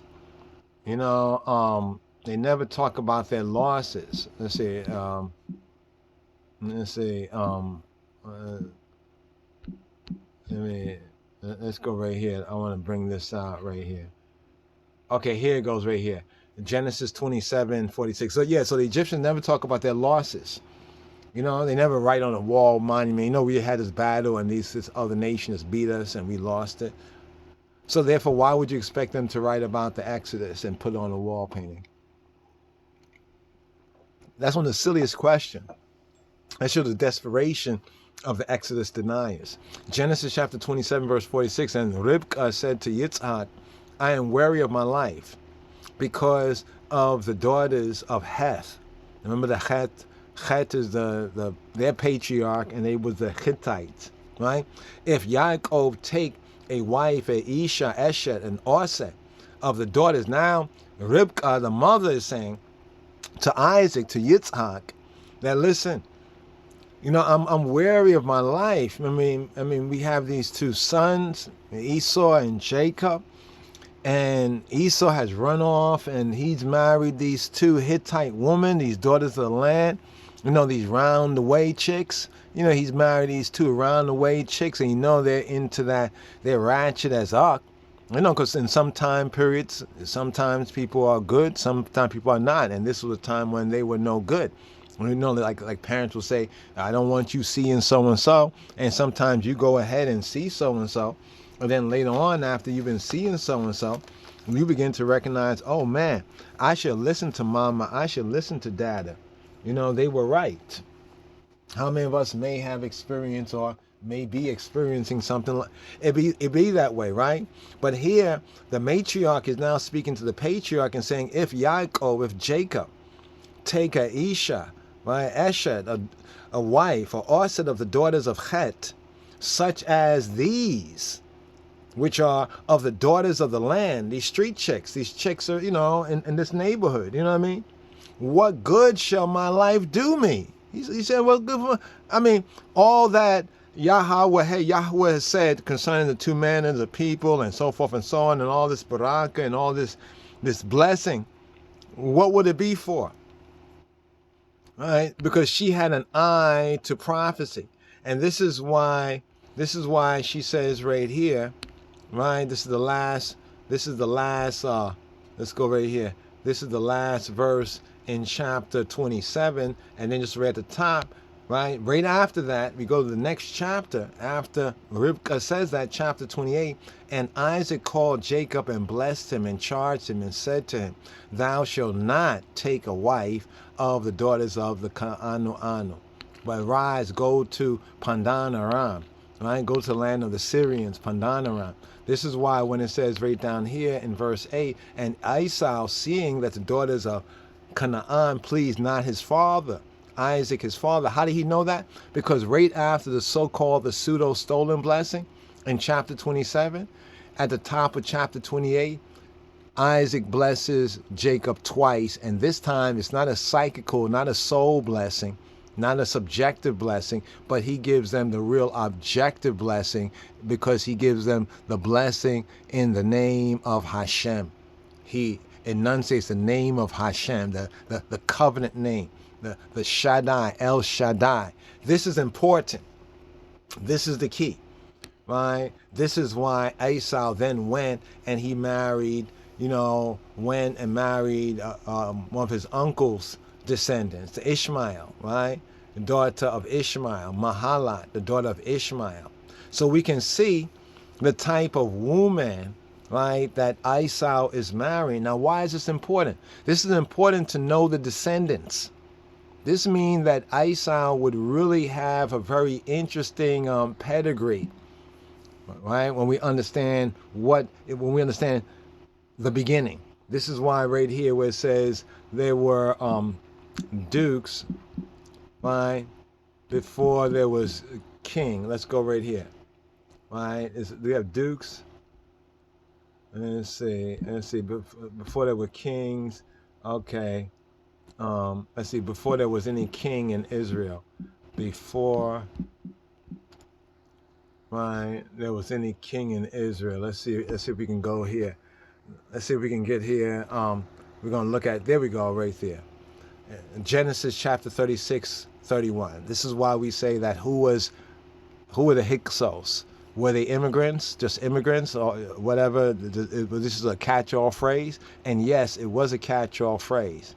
But the Hexos that were ruling in Mitzrayim, that the native Egyptians had to get up their strength and their weight and drive them out of the land. This was Esau. Esau was at the head of it. Our brother Esau was at the head of it. This is the missing factor here. And once we understand that, we will understand Exodus chapter 1 even better, where the new king said, come, let's deal with them wisely, lest they break out some war. Why was they worried about some war and the people of the children of Israel might join up with the enemies? Who are these enemies? The enemies were the Hexos, and in particular, the enemies were the Edomites, because they no doubt understood that there was some familial relationship between the Hebrews, the Bnei Yisrael, and the HYKSOS Edomites, the Edomite Hyksos. Genesis chapter 36, verse 31. And these are the kings that reigned in the land of Edom, before there reigned any king over the Bnei Yisrael. It's in chapter 36 that actually goes through. Chapter 36 actually gives you an early genealogy of the descendants of Edom. And what's so interesting about the descendants of Edom, when you read it, and then you recognize, well, this is what Jacob's brother is Esau. His descendants are the Edomites, like Jacob's descendants are the Israelites. And when it's saying here that these are the kings, so in Genesis chapter 36, here at verse 31, it says that Esau, his descendants, the Edomites, they had kings. That means they were, what was it, Melech, right? Like in the Egyptian, the Hyksos, they were rulers. Not just that they were kings, like in my little tribe, since I'm the patriarch, I'm king, I'm treated like king. No, these were real, I say not real kings, but they were kings on the level of the powers of the day. It's like today, if we say, yes, what's up, king? Yeah, king. Yeah, what's up? How the I king man? We use this expression. Oh, the queen. Or people might say, your empress, though they don't say emperor, right? But your empress, right? So we use these sort of expressions today, but we use it in a very, how can I say, Afro-romantic sense. You know what I'm saying? It's not as though we are really kings, like, say, when we start to speak about our historical ancestors and great black people of the past, and even European and Asian and other people, you know what I mean? They're really kings. You know what I'm saying? There's a difference when we use the term king, right? You know what I mean? Or if we use the term boss, like somebody, we call people boss, but they don't run no business, they don't have no employees, there's nobody under their rank. It's like calling somebody general. I call this one captain, but they don't have any soldiers underneath them. You see what I'm saying? So we're not speaking that way about Edom, right? The scripture's not speaking that way about Edom. Edom didn't go to Burger King and get a Burger King crown and put it over his descendants and say, you were kings. They were real kings. So how were they real kings at this early time? Because what we get in chapter 36 is kind of an overview. How were they kings? How were they ruling in the land of Edom, right, before there reigned any king over the children of Israel? Why was this inserted, right, within the narrative? Why? It's because in Egypt they ruled. See, because remember right here, we're in Genesis chapter 36. And in Genesis chapter 36, Jacob, right, by this time has Jacob already met up? Yeah, Jacob has already met up with his brother. right? And this is kind of like this chapter is almost like like a king's list, right? A descendancy list, right? So no doubt in the original, we could say parchments and fragments, like the fragment of Adam, the fragment of Noah, you know what I mean? The fragment of Abraham, the fragments of the patriarchs, because this is where Moshe and his order of scribes and others had collected these documents. So there was the original draft, like the raw draft, the raw document that was based on the patriarchal fragments. This is something that's known. Some of you might not know this. You might think that Moses just sat down and wrote the whole thing, just made it. But that's not how our scribes and writers, that's not how we do things. That's not how the ancients did things either. So in this particular chapter, this is a key verse here where it says there, and these are the kings that reigned in the land of Edom. So for the kings to reign in the land of Edom, according to the chronology of the Bible, this would happen later on, right, in the, you could say, in the historical books that we have in the scripture. But it's mentioned here that they were ruling in the land of Edom later on. Where did they learn to rule as kings? Except in of ancient times, what would have been a first world country, a first world civilization. So the Edomites learned to rule as kings, right, in their own land, because they were already ruling as kings, right, as the shepherd kings in the land of Mitzrayim, the land of Egypt. But not all of the Edomites were HYKSOS shepherd kings, but not all of the HYKSOS not all the HYKSOS were Edomites. Check. But the Edomites were HYKSOS. But the Egyptians use the term HYKSOS, right, especially in the latter part of it, right, as a derisive term for immigrants. Right, like you're gonna take our jobs, you know, like that same way they do nowadays, even here in America, you know, where there's like like I mentioned earlier, they even calling us in our narratives as black people, trying to say black people came to America in search of jobs and work. They came here to work because they were hungry. Like we didn't have no food on the continent or whatever, so we came over here looking for a job. You know, we were fleeing from a bad situation in West Africa, right? And they brought us over here so we can work. And so we came over here as immigrants. This is the new narrative, right, that the COINTELPRO, white supremacy, blackface racism, I say blackface because a lot of these ones are putting out this false narrative to say that, no, forget about slavery, the enslavement. No, that's not how it was. You see, we were immigrants too.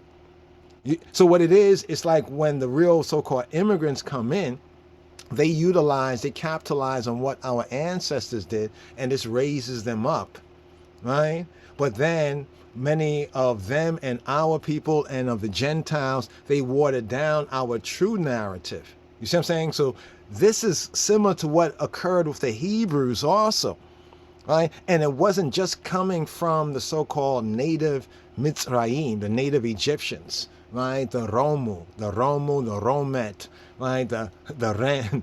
You know, it's not coming from the ancient Egyptians alone. The Ren, you know, the Romu is also coming from, right, ones like some of those HYKSOS too, right? Because see, the HYKSOS, that HYKSOS identification was something that they called us derisively, right? Because when the children of Jacob came in, right, when they really came in during the time of Zaphnath Pa'anki, or Paneank, which was Joseph's Egyptian, you could say his Egyptian name. When they came in as welcome guests. We came in. Now there's a dispute of, well, who was ruling, you know, who was the rulers at that time. It's very likely that some of the so-called HYKSOS were rulers then. See, this is why when the scripture points out, I'm gonna seal up with this right here, right? I'm gonna seal up with this right here for now. We're just laying a basic premise here. When it says not to abhor, remember that verse in the scripture that some of the, you know, House of Conscience and the rest of them, they just gone to town with that, right? And back when we first dropped that on them. But it's a good thing still, you know, that they have picked up on it, this particular verse right here, right? Deuteronomy 23:7, where it says, thou shalt not abhor the Edomite, for he is thy brother. Why does Yahweh HaKadosh Baruch Hu Baruch Hashem, the Holy One, blessed be He, blessed be the name. Why does Jehovah remind the Bnei Yisrael here in Deuteronomy, right, in Devarim, right? Thou shalt not abhor. That means like to have, it's not just hate, it's a little more so than hate, ta'ab. Right? We have the word ta'ab, ta'ab, ta'ab. Ta'ab is like you abominate somebody, you abhor somebody. You know, you abhor somebody. Yeah. Abhor, regard as an abomination in an ethical, ritual, ethical sense. Because many of the HYKSOS were abominated by the native Mitzrayim, right? By the native Egyptians who wanted to drive them out, right, of their land. And under Kamose and Ahmose, that was eventually done. Right? So here we have in HaTorah, right, Hashem saying to the Bnei Yisrael that we are not to regard as abominable, as disgusting, an Edomite. Now, you see, when somebody says, like, don't you regard your brother as disgusting and worthless, that means you must be thinking about your brother as disgusting and worthless. One would not say don't regard somebody as disgusting and worthless. It's more so than hate. A lot of people say, what does it mean to abhor? Abhor means to hate. They're playing that dumb, ignorant high school game. You know, where you're not really studying, but you want to be the slick student in the class. So you think you can make general word associations. And in a general sense, you are vaguely accurate. But when it comes down to a real test, where you have to choose the right answer, you end up choosing the wrong answer. So abhor does not mean to hate. It can be, how was it said? You can assume it's so, right? It can mean that to you, but it doesn't really mean that. It means something a little bit more, so abhor, right? Because it's a whole different word. In the Hebrew, it's a whole different word. And for ones that are Hebrew and Israelites, we're trying to give you a kind of a clarification, right? Thou shalt not abhor, right? Regard ta'ab, as abominable, detest. Right? Detest. Like I could hate somebody, but I don't detest them. Right? I could loathe them. I could regard them as disgusting. Right? But I don't have to necessarily hate them. You know, these words are two different words. And see, because we're in this half original, this Gentile state of mind, you see, this is one thing that our ancients, they still had the use of their language. So this still gave them power. They could conceal, they could isolate themselves, even while, like, they could be in Egypt, but not of Egypt, because they had their own language. Like a lot of these immigrants, when they come over here, right, they have their own language. They have their own language, their own customs, so forth and so on. So they can adopt some of the customs in this spiritual Egypt, America, you know, the Western Gentile world. But then they can go, like, they can do the Spanglish on you. Right? They can talk some English, and then they turn to one of their people, and then they speak some, you know what I mean? And then you're like, hey, what's that? And they say, oh, I was just saying that we're going to have coffee later on. They could be saying whatever. You don't know nothing. You see what I'm saying? So this is our situation. So if this happens to us with just basic Western languages like Spanish and French, right? Many of us in the Americas, you know, unless we went to school or studied it, probably don't, you know, we got a working knowledge of English, most of us. So that's why I'm just pointing out that abhor does not mean it's something more so than hate.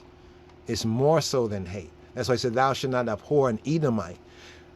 But remember how they said that the HYKSOS were lepers, and some of Mateno, and some of the other ancient scholars of ancient Egypt, they made up, not made up, but they left as testimony these narratives that said that the Hyksos, right, they became lepers, and they made up this whole story. And Mateno, I think one of them said, oh, this was Moses, so forth and so on. Now, this was written, hundreds of years after the actual incident. And this comes from ancient Egypt. But a lot of people point to this from ancient Egypt, say, look, this is ancient Egypt. This tell you the real truth, not the Bible. Why some priests, latter-day priests in ancient Egypt, going off of what he had heard, like hearsay. basically. But here in Deuteronomy 23:7, where it says, thou shalt not abhor an Edomite, because the Edomites, our brothers, were already abhorred by the native Egyptians. And even though we as Israelites have our rightful, you could say, not so much issue, but we have cause, right, against Esau and Edom, right? And it's nobody else's really business so much. None of these other nations, black or white business, what our cause is with our own brother. Like you have a thing with your own brother. Is it anybody else's business really? It's basically between you and your brother. That's basically what this whole thing is about. So though we might bun Esau and Edom and Rome elsewhere, we have to now look at this historical period of time that's represented in Deuteronomy 23:7. Why is this important? It says, because he is our brother. If it really is true that when Joseph came into Egypt, that it's likely that the Paro, the great house that was ruling, right, and no doubt it was northern or lower Egypt, right, was HYKSOS or HYKSOS influenced, HYKSOS influenced, right? Thou shalt not abhor. Notice the same verb is used to abhor, ta'ab. Like in Hebrew is ta'ab, like something like ta'ab. And you say ta'ab. Like you say that expression people like ta'ab, right? Regarded as disgusting and Egyptian. Notice, it's saying Edomite and an Egyptian. What's the connection? Because a lot of people are quoting this saying, oh, you're not supposed to hate Esau. You're not supposed to hate the Kemetic people. It don't say Kemetic, it says Mitzri. It says Mitzri, right? Because thou was a stranger in his land. So give us two reasons. Notice the same command, not to abhor this one, treat as disgusting, as abominable, ethically or morally. Ethically, like other people have other customs that you don't agree with. They haven't done you no wrong, but they just do things a little different. And you say, well, I don't agree with that. But you think of them as being, they morally, ritually unclean. Like they almost less than a human being. That's the point. Thou shalt not abhor an Edomite. For what? For he is thy brother. This is the command to us as B'nai Yisrael, as the Beta Israel, right? Thou shalt not abhor an Egyptian, a Mitzri. Why? Because thou was a stranger in his land. But see, these two verses reveal who was the HYKSOS and why we say that it was the Edomite HYKSOS, right? The HYKSOS were Edomites, right? Who had ruled Kemet. The HYKSOS that ruled Kemet, they was our brother Esau. They were Edomites. Thou shalt not abhor an Edomite, for he is thy brother. Thou shalt not abhor an Egyptian, because thou was a stranger in his land. So based on the evidence, this narrative here, that when Joseph was sold by his brothers, his Israelite brothers, right, sons of Jacob brothers, right, Yehuda being in the lead of that particular suggestion, right, into Egypt, right, he found favor, right, Joseph found favor in Egypt, eventually came up to a high position, right, it was called Tzafnat Paneank, there's Ankh right there in that name right there, Paneank, right, and they were no doubt HYKSOS related. All right, we're about to sum up here, so we'll try to pick up on some of those themes and have some more exhibits where we can go into, show and prove, go into more detail. But here's the connection. Notice, abhor the Edomite, don't abhor the Edomite. Why? He's your brother. Don't abhor an Egyptian. Why? Because you was a stranger in his land. But here's our question to Yahweh. Hey, Yahweh HaKadosh Baruch Hu Baruch Hashem. Our question, in a sense, if one may dare speak this way, is in his revealed word here. Why does he connect in the almost similar language these two, the Edomite and the Egyptian? There's more to this. See, when this word was spoken to the Bnei Yisrael, especially those who had came Mitzrayim out of Egypt, they understood this immediately. Okay, yeah. They might not have liked it. They might have had their own personal experience, you know what I mean? Because some of the Israelites and the Hebrews were like, we got into all this mess with the Egyptians because they were still sore. The Egyptians were still but sore of what the Edomites, the HYKSOS had done, right? That's why that new king, that new Melech, that new Molech in Mitzrayim said, right, let's deal wisely with these people lest there break out some war, right? And the people of the children of Israel joined themselves to our enemies. Who were the enemies that this new, notice there's a new king in the beginning of Exodus, and he seems to be very concerned that the children of Israel are getting too strong, are strong. They just got rid of some enemy. That was the Hexos. They just drove them out, but they still have, right, the people of the Bnei Yisrael there. And they are concerned that if there's more war, because the Hexos could have come back at them. It just so happens that historically the Hyksos kept it pushing, right? And Edom and Esau kept it pushing, right? But they could have come back, and it could have been more war, and the new suit, jacket, and tie, the Nisut from the Kemetic, the Nisut, the Molech of Egypt, he was concerned. Him and his people were concerned that we might have a situation here. We got to keep our eye on the children of Israel. Why were they pointing out the children of Israel? Because they knew that there was a mispaka. Mispaka is like a family circle. You know, like you're in a family circle for other people. Like some people will marry into the family. Some people were actually born in the family, right? You know, there's many different people who are in the family, but you regard this is my family circle. They're that person's family. They're not family, but they still are family. Because they understood there was some relationship. Because they said, well, we got rid of the Hyksos, right? Those Edomites, but what about these other people? Well, you see, they've been here, and you know, there's some good things, though. We playing ignorant about Joseph. We're going to play ignorant. They wanted to play ignorant on Joseph, right? On the Lord of the Sith. And play ignorant with the Lord of the Sith, with Joseph. You know what I mean? But they were concerned that after their big expenditure under Kamose, right? Kamose and Ahmose, that there just might be a reverse attack.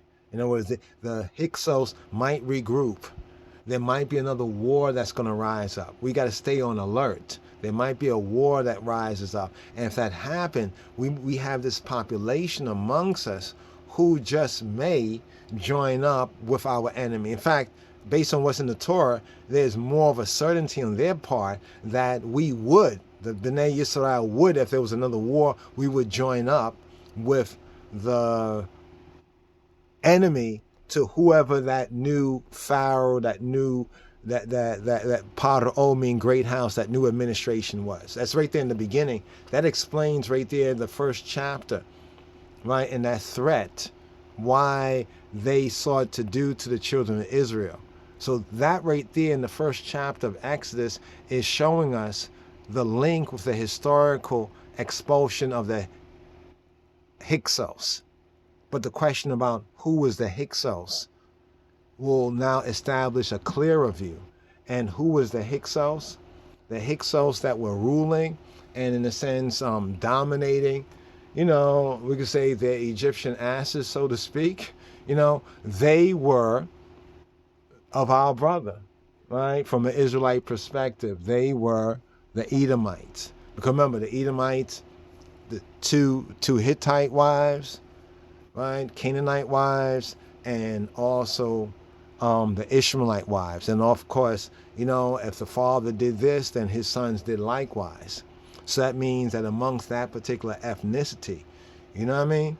You know, they would have a variety, right? So therefore, there was not just one, generally speaking, kind of phenotype, so to speak, if you understand what I'm saying, because that admixture, and then the whole big Canaanite link Now you can understand why so much of the latter day, scholarship that still has a lot of that white supremacy, white racism, is still trying to say, oh, woo, woo, woo, it's all Canaanite, trying to say everything is Canaanite, everything is Canaanite, right? Because if you check out the other video, that the Canaanite is at the origin, right, of the latter day white man. But that's another another vlog to come. So yes, so the Edomites, right, the Edomites, the HYKSOS Edomites, the Edomites who were the Hyksos, they were the ones who had ruled Egypt for over 100 years.